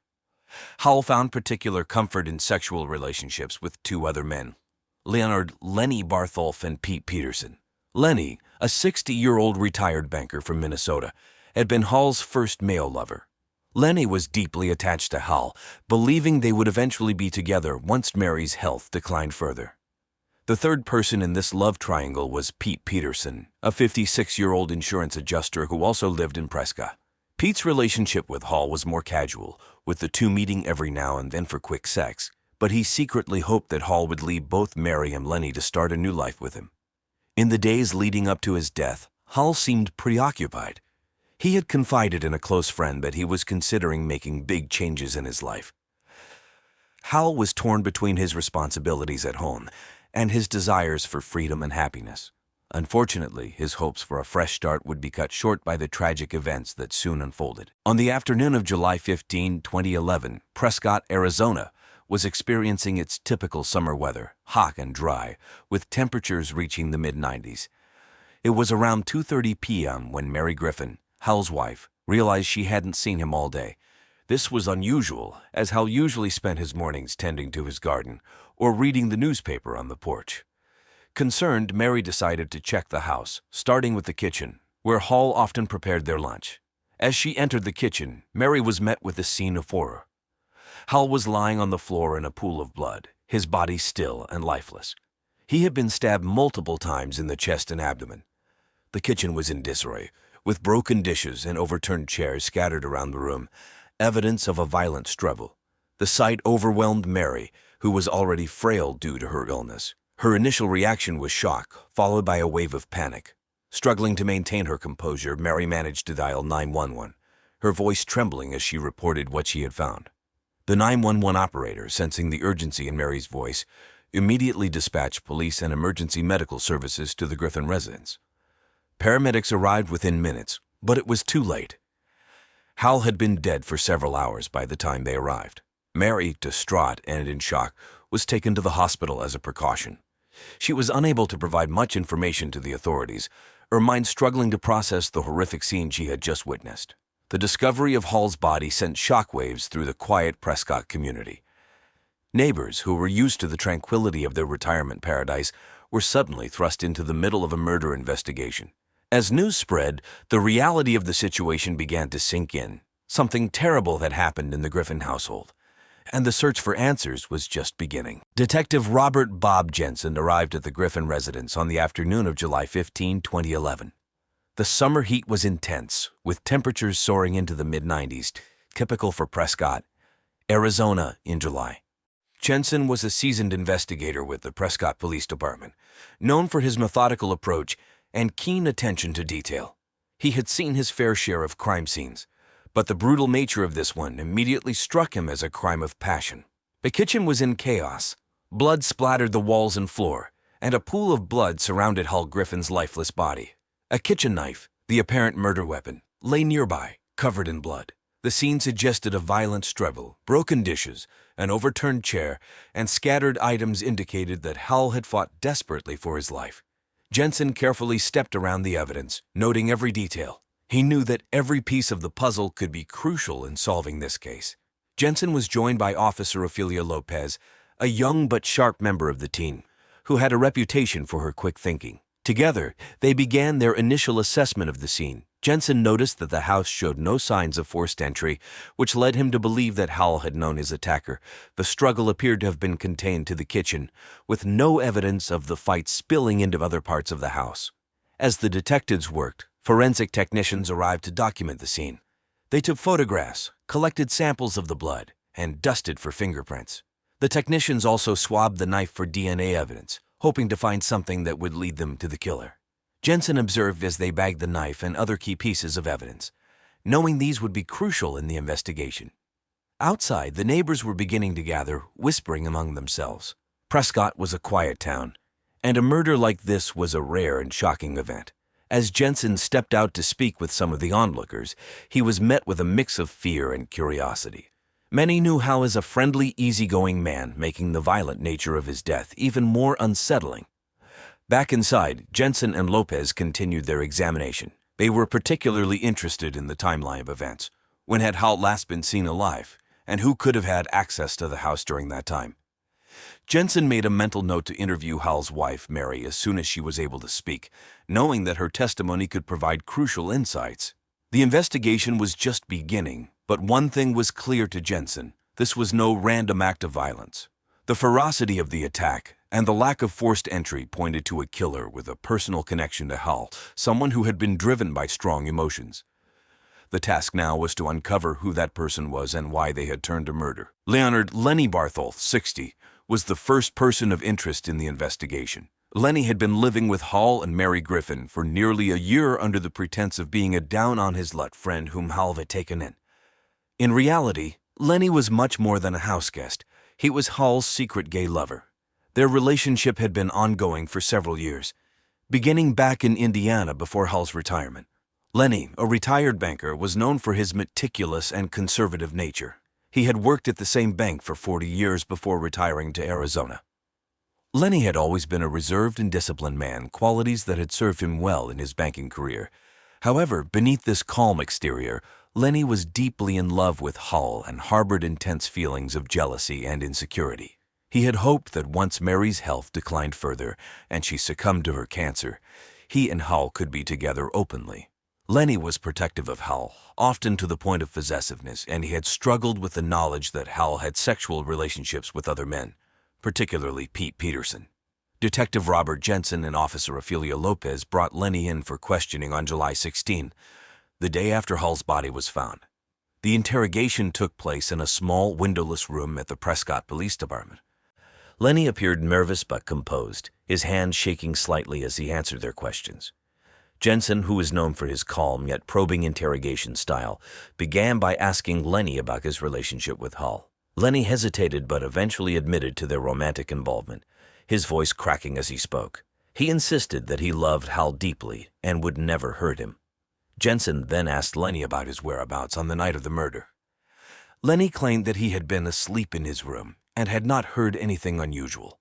However, Jensen noticed that Lenny's story had some inconsistencies. For example, Lenny couldn't explain why he hadn't heard the struggle that had clearly taken place in the kitchen, just a few rooms away.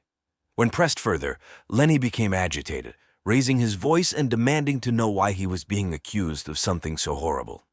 The detectives also asked Lenny about his relationship with Pete Peterson, Hal's other lover. Lenny's demeanor shifted noticeably at the mention of Pete. His jealousy was evident as he spoke bitterly about Pete, accusing him of trying to come between him and Hal. Lenny's resentment towards Pete was clear, and it gave the detectives a possible motive: jealousy and fear of losing Hal. Despite Lenny's emotional responses and the inconsistencies in his story, he denied any involvement in Hall's murder. The detectives released him after several hours of questioning, but he remained a key suspect. Jensen couldn't shake the feeling that Lenny was hiding something, and he knew they needed more evidence to either prove or disprove Lenny's involvement in the crime. The second suspect in Hall Griffin's murder was his wife, Mary Griffin. At 61, Mary had once been a vibrant and active woman, known around Prescott for her involvement in local church activities and charity work. However, her life had taken a drastic turn recently after being diagnosed with brain cancer. The illness had left her weak and dependent on Hall for nearly all her daily needs.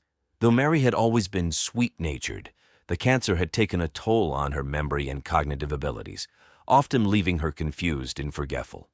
Despite her illness, Mary's love for Hall was undeniable. Their marriage had transitioned to become more of a caretaker relationship, with Hall dedicating much of his time to looking after her. However, those close to the couple had noticed that Mary seemed troubled in the months leading up to Hall's death. She had moments of clarity where she appeared aware that something was amiss in her marriage, but she couldn't fully grasp the reality of Hall's secret life. Detective Robert Jensen and Officer Ophelia Lopez decided to question Mary on July 17, 2011, 2 days after Hall's body was found. They visited her at the hospital where she was being treated for the moment. A hospital was a quiet, sterile environment, far removed from the violent scene at the Griffin home. Mary was resting in bed, looking frail and tired, but she managed a weak smile when the detectives entered the room. Jensen approached the interview with care, knowing that Mary's mental state could affect her responses. He began by asking her about her relationship with Hall.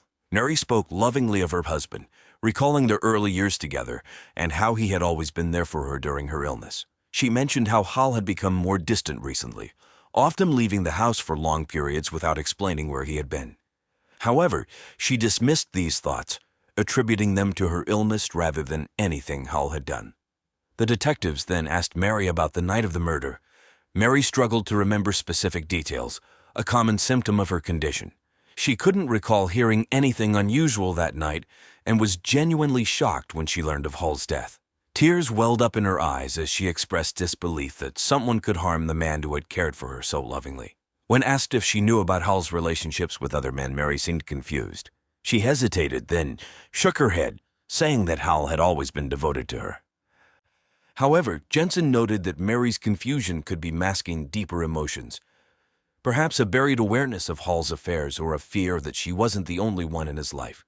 Despite her frail condition, Mary remained a suspect, if only because she was Hall's wife and had the closest relationship with him. However, the detectives knew that without clear evidence or a more coherent testimony, it would be difficult to build a case against her. For now, they would have to keep looking for more concrete leads. The third suspect in Hall Griffin's murder was Pete Peterson, a 56-year-old insurance adjuster who had been living in Prescott for several years. Pete was known in the community for his calm, steady demeanor and his predictable routine. He was the kind of man who enjoyed a simple, quiet life, and he was often seen at local diners like Denny's or grabbing coffee at Dutch Brothers.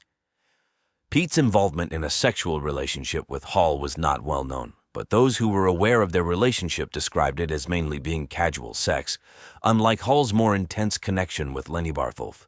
Pete had been seeing Hall for about a year, meeting discreetly for sex whenever and wherever they could.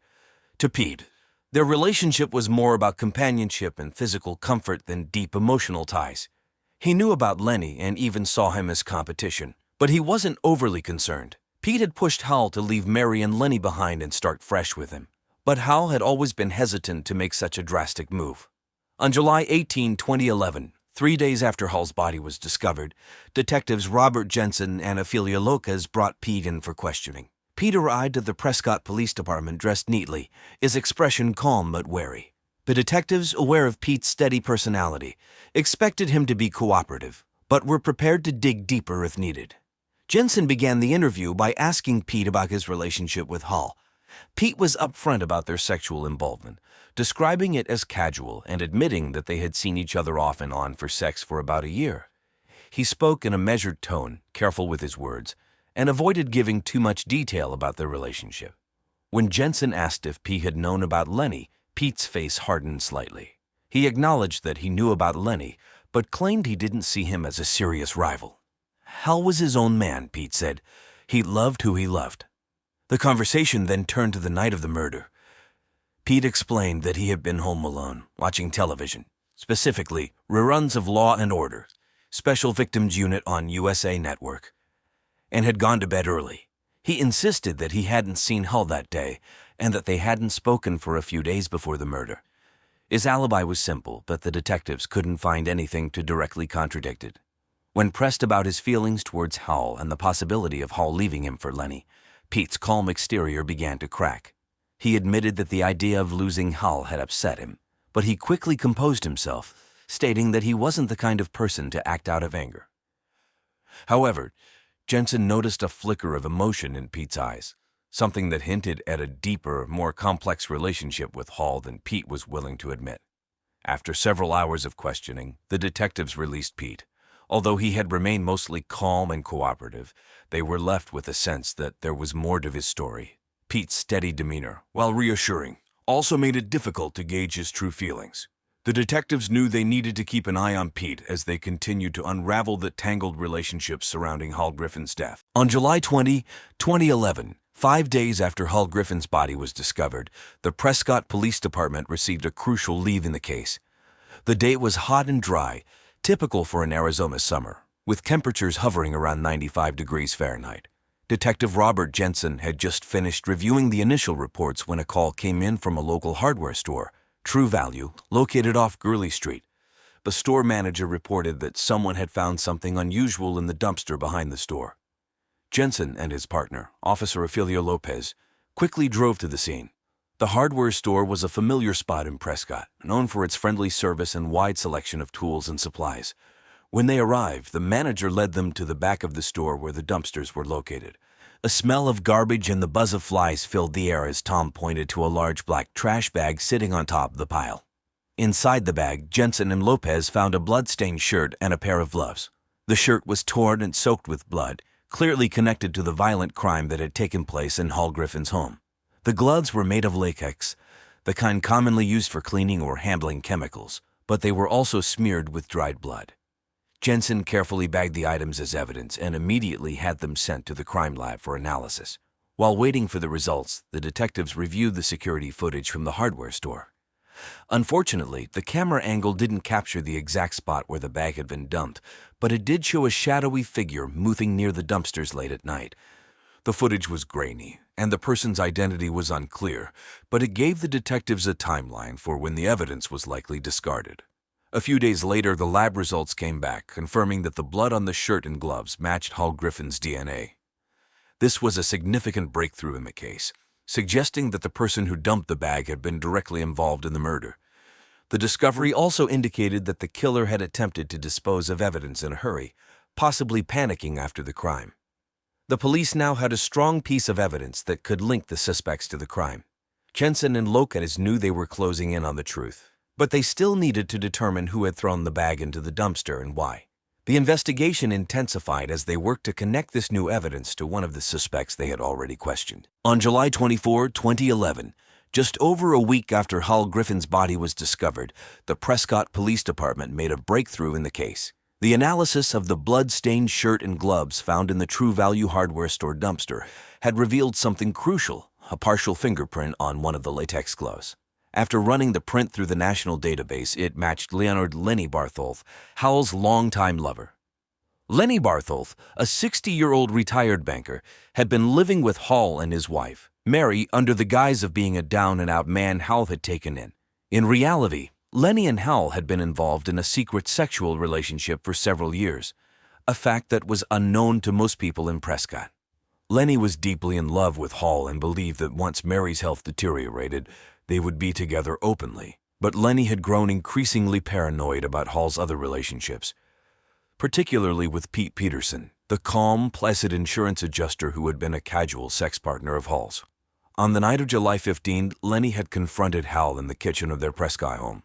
Lenny had heard rumors that Hull was planning to leave him and start a new life with Pete. Fueled by jealousy and fear of losing the only person he truly loved, Lenny demanded answers. Hull, feeling cornered, admitted that he had considered leaving Prescott with Pete. This confession pushed Lenny over the edge.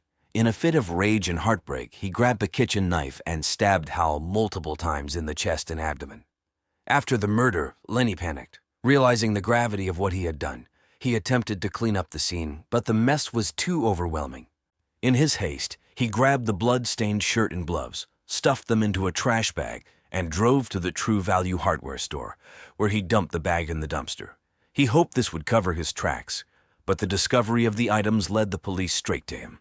On the afternoon of July 24, the police arrived at the Griffin home with an arrest warrant for Lenny. He was in the backyard, tending to Mary's garden, when detectives Robert Jensen and Ophelia Lopez approached him. Lenny didn't resist arrest. He was visibly shaken but showed no surprise when they informed him of the charges. He quietly admitted to the crime, saying he hadn't meant to kill Hal but couldn't control his anger. Hal's family, particularly Mary, was devastated by the arrest. Mary, still battling brain cancer, was in shock, unable to comprehend that her husband had been living a double life and that Lenny, whom she had trusted, was his killer. The news spread quickly through Prescott, shocking the small community that had known Hal as a friendly, outgoing retiree. The arrest of Lenny Bartholf marked the beginning of the end for this tragic case. The police had pieced together the puzzle, revealing a story of love, jealousy, and betrayal that had led to a deadly outcome. But the full story would only come to light in a courtroom, where Lenny would face justice for his actions. The trial of Leonard Lenny Bartholf began on October 3, 2011, in the Yavapai County Courthouse in Prescott, Arizona. The case had garnered attention, not only because of the brutal nature of the crime, but also due to the scandalous details of Hal Griffin's secret life that had come to light. The courtroom was packed with locals eager to delve into the story of love, betrayal, and murder in this quiet retirement community. The prosecution was led by District Attorney James McLean, a seasoned lawyer known for his no-nonsense approach in the courtroom. McLean, a 58-year-old with a reputation for being tough but fair, laid out a compelling case against Lenny. He argued that Lenny's actions were premeditated, driven by jealousy and a deep fear of abandonment.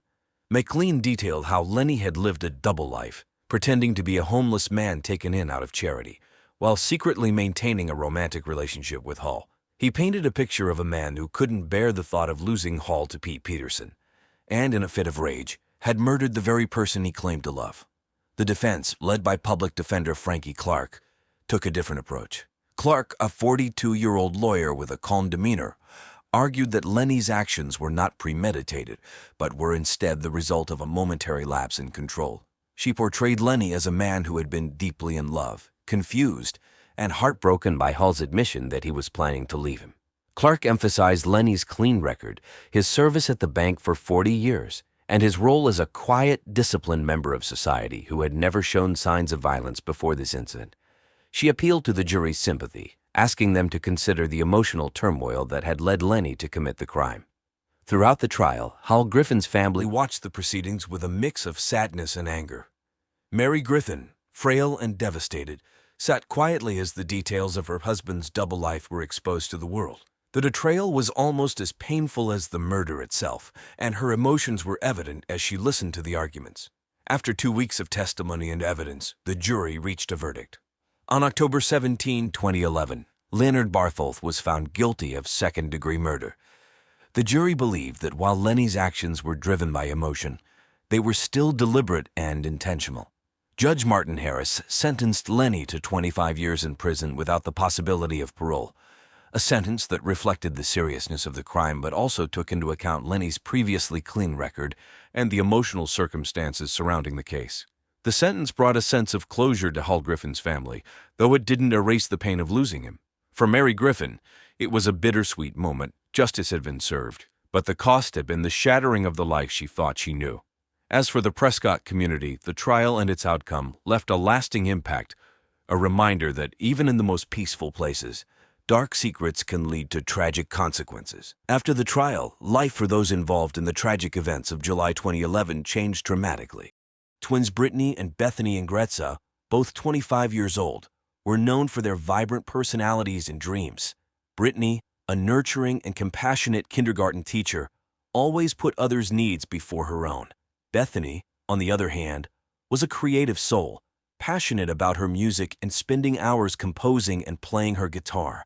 She was the driving force behind her band, Polka Threat, which blended traditional polka music with indie rock. Unfortunately, like many in their dead-end small Midwestern town, to make ends meet they had to moonlight as strippers under the names Richie Rich and Dennis the Menace. The town of Marengo, Illinois, nestled in the heart of McHenry County, was a close-knit community with a population of just over 7,500 residents.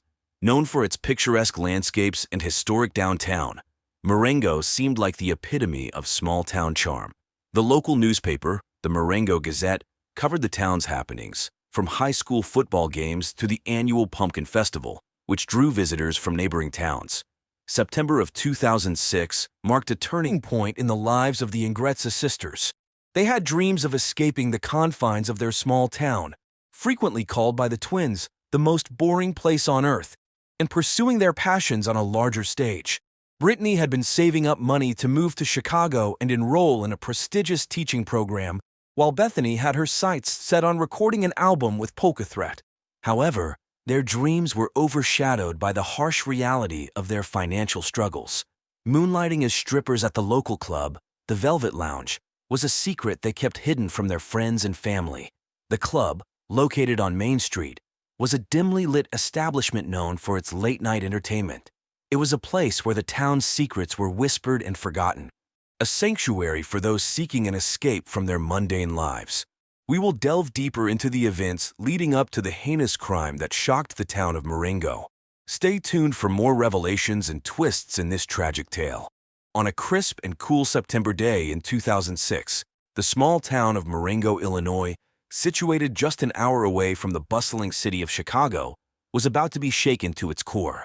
It was a town where everyone knew everyone, where doors were left unlocked, and crime was something that happened in distant cities or on the evening news. But on that fateful day, Marengo would become the backdrop for a chilling crime that would leave its residents in shock and disbelief. Coral James, a concerned neighbor, had grown worried after not seeing the vibrant and outgoing Ingretza twins, Brittany and Bethany, for several days.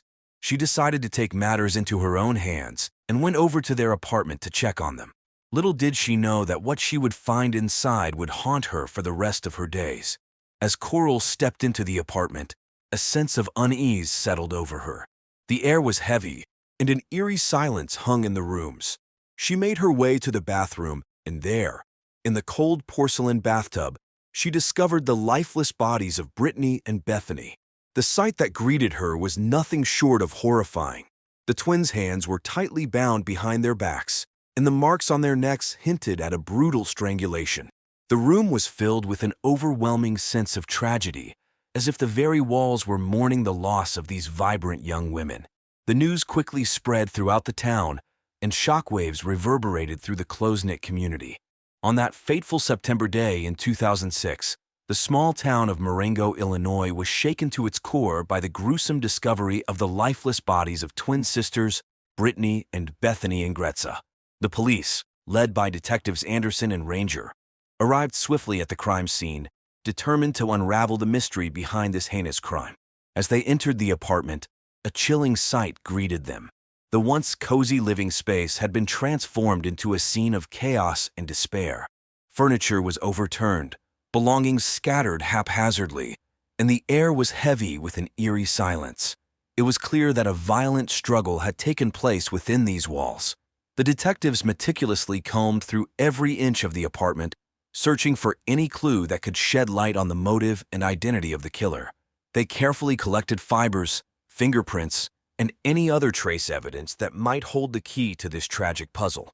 In their search for answers, the detectives turned to the twins' personal belongings. They examined Brittany's kindergarten classroom, where colorful drawings and handwritten notes from her young students adorned the walls. They explored Bethany's music studio, filled with guitars, amplifiers, and stacks of sheet music. The detectives couldn't help but wonder if these passions and connections to the outside world held any significance in the investigation. Outside the apartment, the detectives spoke to neighbors and witnesses, hoping to gather any information that could lead them closer to the truth. They diligently questioned those who had seen or heard anything unusual in the days leading up to the discovery of the bodies. The detectives also reached out to local businesses, searching for surveillance footage that might provide a glimpse into the last moments of the twins' lives. As the investigation unfolded, the media frenzy surrounding the case grew. Local newspapers, such as the Marengo Tribune, dedicated coverage to the shocking crime. Chicagoland's best television news stations, like WGN and ABC7, aired reports urging viewers to come forward with any information they might have. Days turned into weeks, and the detectives tirelessly pursued every lead that came their way. They collaborated with forensic experts, consulted with renowned criminal profilers, and even reached out to the FBI for assistance. The case became a haunting presence in the town of Marengo, with whispers of the twins' tragic fate echoing through the streets. The investigation into the tragic deaths of Brittany and Bethany Ingretza took a significant turn when the police focused their attention on Darren Capletta, a 28-year-old mechanic and Brittany's former boyfriend. Darren's turbulent relationship with Brittany, combined with his history of possessiveness and stalking, made him a prime suspect in this heinous crime. Darren's obsession with Brittany began after their breakup, and he struggled to accept the end of their relationship. Friends and acquaintances recall his volatile temper and his relentless efforts to maintain control over Brittany's life. He would often show up unannounced at her workplace, leaving her feeling frightened and unsafe. The police wasted no time in bringing Darren in for questioning. They hoped to uncover any evidence that could link him to the murder of the Ingretza twins. During the interrogation, Darren's demeanor was tense and defensive. He vehemently denied any involvement in the crime, claiming that he had moved on from his relationship with Brittany. As the investigation unfolded, the police delved into Darren's background, meticulously scrutinizing his every move. They discovered that Darren's obsession with Brittany had escalated in the months leading up to the murders. He had been seen lurking around the twins' apartment building, often peering through their windows. Some witnesses even claimed to have seen him following the sisters as they went about their daily routines. To strengthen their case against Darren, the police analyzed his phone records, hoping to find any incriminating evidence. They discovered a series of disturbing text messages and voicemails that Darren had sent to Brittany in the weeks prior to the murders. In these messages, he expressed his anger and frustration, threatening to harm her if she didn't reconcile with him. The police also uncovered surveillance footage from a nearby convenience store, placing Darren in the vicinity of the Ingretza twins' apartment on the night of the murders. This crucial piece of evidence further implicated him in the crime. Despite the mounting evidence against Darren, the investigation was far from over. The police continued to explore other leads and potential suspects, ensuring that no stone was left unturned in their pursuit of justice for Brittany and Bethany. As the investigation into the shocking murder of Brittany and Bethany Ingretza unfolded, the police turned their attention to Roxy Blaine, a 26-year-old co-worker and close friend of the twins. Roxy, known for her caring and empathetic nature, had expressed concerns about Brittany's ex-boyfriend, Darren Capletta, in the past. However, her credibility had been undermined by her occupation as a stripper and her history of alcoholism. In the small town of Marengo, Illinois, where everyone seemed to know everyone else's business, Roxy's reputation had been tarnished. The local gossip mill whispered tales of her wild nights at the strip club and her struggles with addiction. But the police knew that sometimes, the most unexpected individuals could hold the key to solving a crime. On that fateful day in September 2006, the police brought Roxy in for questioning. Detective Anderson, a seasoned investigator with a reputation for getting to the truth, stared intently at Roxy, searching for any signs of deception. Roxy, dressed in worn-out jeans and a faded band t-shirt, sat nervously in the uncomfortable metal chair. She fidgeted with her fingers, her eyes darting around the room. She recounted the countless nights they spent together at the strip club, sharing stories and dreams. She described the bond they had formed, a sisterhood born out of adversity. Roxy's eyes welled up with tears as she spoke of the twins' kindness and the love they had shown her during her darkest moments. The detective pressed further, asking about any potential motives or connections that could shed light on the crime. Roxy hesitated for a moment, her mind racing with memories and possibilities. She mentioned a mysterious woman who had been lurking around the club in the weeks leading up to the murders. She described her unsettling demeanor and the way she seemed fixated on the twins. Detective Anderson furrowed his brow, his mind working to piece together the puzzle. He made a mental note to check security footage from that time, hoping it would provide some insight into this unknown figure. He thanked Roxy for her cooperation and assured her that they would leave no stone unturned in their quest for justice. As Roxy left the police station that day, a mix of relief and anxiety washed over her. She knew that the investigation was far from over, and the truth was still shrouded in darkness. But she had taken the first step in helping to unravel the web of secrets surrounding the murder of her beloved friends. In a shocking turn of events, the investigation into the brutal murders of Brittany and Bethany Ingrazza took a surprising twist. The small town of Marengo, Illinois was left reeling as new evidence emerged, shedding light on a hidden connection between two key suspects. Detectives Anderson and Ranger, leading the investigation, meticulously combed through the evidence, determined to bring justice to the slain sisters. It was during this process that they stumbled upon a startling revelation. Roxy Blaine, the twins' co-worker and close friend, had a secret sexual involvement with Darren Capletta, Brittany's volatile ex-boyfriend. As the investigation progressed, it became clear that Roxy had been concealing her sexual relationship with Darren, adding a layer of complexity to the case. This revelation raised questions about her potential motive and involvement in the heinous crime that rocked the town. The town of Marengo was abuzz with speculation as the news of Roxy's secret relationship with Darren spread like wildfire, fueling public interest and raising even more questions about the motives behind the twins' murders. As the investigation intensified, the detectives began to piece together a timeline of events leading up to the fateful day in September 2006. They discovered that Darren's possessive nature and inability to accept the breakup had driven him to stalk and harass Brittany relentlessly. Roxy, caught in the middle, had become entangled in a dangerous web of deceit and manipulation. The investigation took a sudden turn as the focus shifted to a new suspect, Tom Appelsforth, a 30-year-old musician and close friend of Bethany Ingrazza. Tom, known for his laid-back attitude and easygoing personality, was Bethany's bandmate in the popular local band Polka Threat. The band, which blended traditional polka music with indie rock, had gained a small but dedicated following in the Marengo music scene.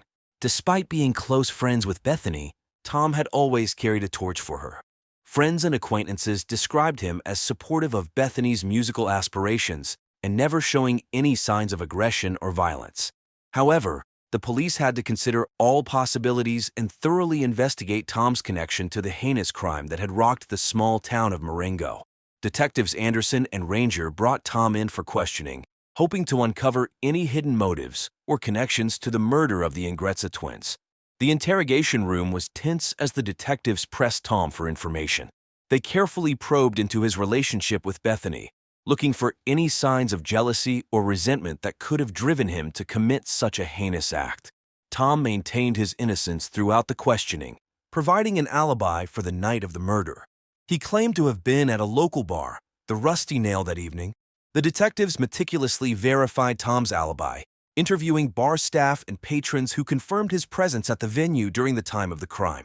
Despite the alibi, the detectives continued to investigate Tom's background and acquaintances. They delved into his social media presence, looking for any clues or connections that could shed light on his involvement. They also reached out to band members and friends, seeking additional information about Tom's relationship with Bethany and any potential conflicts that might have arisen. In a shocking turn of events, the small town of Marengo, Illinois, was rocked by the revelation of the true identity of the murderer responsible for the heinous crime that claimed the lives of Brittany and Bethany Ingrazza. After weeks of tireless investigation, the police finally identified and arrested Darren Capletta, a 28-year-old mechanic and former boyfriend of Brittany. Darren's motive for the brutal killings was rooted in jealousy and resentment towards Brittany's deep bond with her twin sister. Unable to accept their breakup, Darren's anger and obsession grew, leading him down a dark and sinister path. Consumed by feelings of anger and rejection, he devised a twisted plan to exact his revenge on Brittany. On that fateful September night, Darren entered the apartment where the sisters resided. In a fit of rage, he unleashed his fury upon Brittany, suffocating her to death on the living room sofa. But he didn't stop there. Bethany, tragically caught in the crossfire, became an innocent victim of Darren's deranged actions. The small town of Marengo was left in shock and disbelief as the news of the gruesome double murder spread like wildfire. The police, determined to bring justice to the victims and their grieving families, tirelessly pursued the investigation. They meticulously combed through evidence, interviewed witnesses, and analyzed every lead that came their way. The weight of the case and the urgency to solve it weighed heavily on their shoulders as the community anxiously awaited answers. Finally, a breakthrough came when a key piece of evidence linked Darren to the crime. The police, armed with this crucial information, swiftly moved in to apprehend him. The arrest sent shockwaves through the town as the residents grappled with the realization that the murderer had been living among them. The arrest of Darren Capletta brought a sense of relief to the community, but it also served as a stark reminder of the darkness that can lurk in the most unexpected places. In the wake of the shocking murders of twins Brittany and Bethany Ingretza, the small town of Marengo, Illinois was left reeling. The gruesome crime had shattered the community's sense of security and left a void that could never be filled. As the case unfolded, the search for justice became paramount, and the trial of the murderer, Darren Capletta, became a pivotal moment in the quest for closure. The trial began on a somber April morning in the Marengo County Courthouse. Prosecutor Larry Pascoe-Grover, a seasoned legal expert known for his unwavering dedication to justice, presented a compelling case against Capletta. With meticulous attention to detail, Pascoe-Grover meticulously laid out the evidence, painting a vivid picture of the events that unfolded on that fateful night. Attorney Tom Berlin, representing the defense, fought tooth and nail to cast doubt on the prosecution's case. Berlin, known for his sharp legal mind and persuasive arguments, attempted to create an alternative narrative that would exonerate his client. The courtroom was filled with tension as the two legal titans clashed in a battle of wits and rhetoric. Throughout the trial, the Ingretza family sat in the front row, their faces etched with grief and anger. Their presence served as a constant reminder of the lives that had been brutally cut short. As the trial progressed, witnesses took the stand, recounting the events leading up to the murders. Friends and acquaintances of the victims spoke of their vibrant personalities and the dreams they had for the future. The defense called into question the credibility of some witnesses, while the prosecution presented forensic evidence that seemed to point directly at Capletta. After weeks of intense courtroom drama, the jury finally reached a verdict.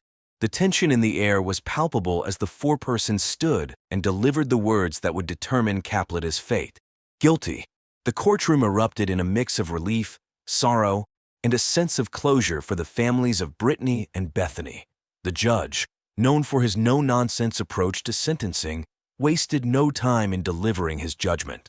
Capletta was sentenced to life in prison without the possibility of parole. As he was led away in handcuffs, the family of the victims found a small measure of solace in knowing that justice had been served. Following the conclusion of the trial, the lives of those involved in the Marengo, Illinois murder case took different paths. Darren Capletta, the perpetrator of the heinous crime, received his just punishment and was sentenced to a lifetime behind bars. The small town breathed a collective sigh of relief, knowing that justice had been served. For the Ingretza family, however, the pain of losing Brittany and Bethany remained ever present. In the years that followed, they established a scholarship fund in honor of Brittany and Bethany. The fund provided financial assistance to aspiring teachers and musicians, keeping the sisters' dreams alive. Meanwhile, Roxy Blaine, who had been involved with Darren Capletta, faced the consequences of her actions. The revelation of her secret relationship with the murderer shocked the community. Roxy, burdened by guilt and shame, sought redemption by volunteering at a local women's shelter. She hoped to make amends and prevent others from falling victim to abusive relationships. The case of the Ingretza sisters had a lasting impact on the town of Marengo. The community came together to raise awareness about domestic violence, organizing workshops and seminars to educate residents on recognizing the signs of abuse. The Marengo Police Department implemented new protocols to ensure that future cases of domestic violence would be handled with utmost care and urgency. The town of Marengo, Illinois, will forever bear the scars of this tragic crime. The lives of Brittany and Bethany Ingretza were cut short, leaving a community shattered and searching for answers. True crime case files will continue to uncover stories like these, shedding light on the darkest corners of humanity.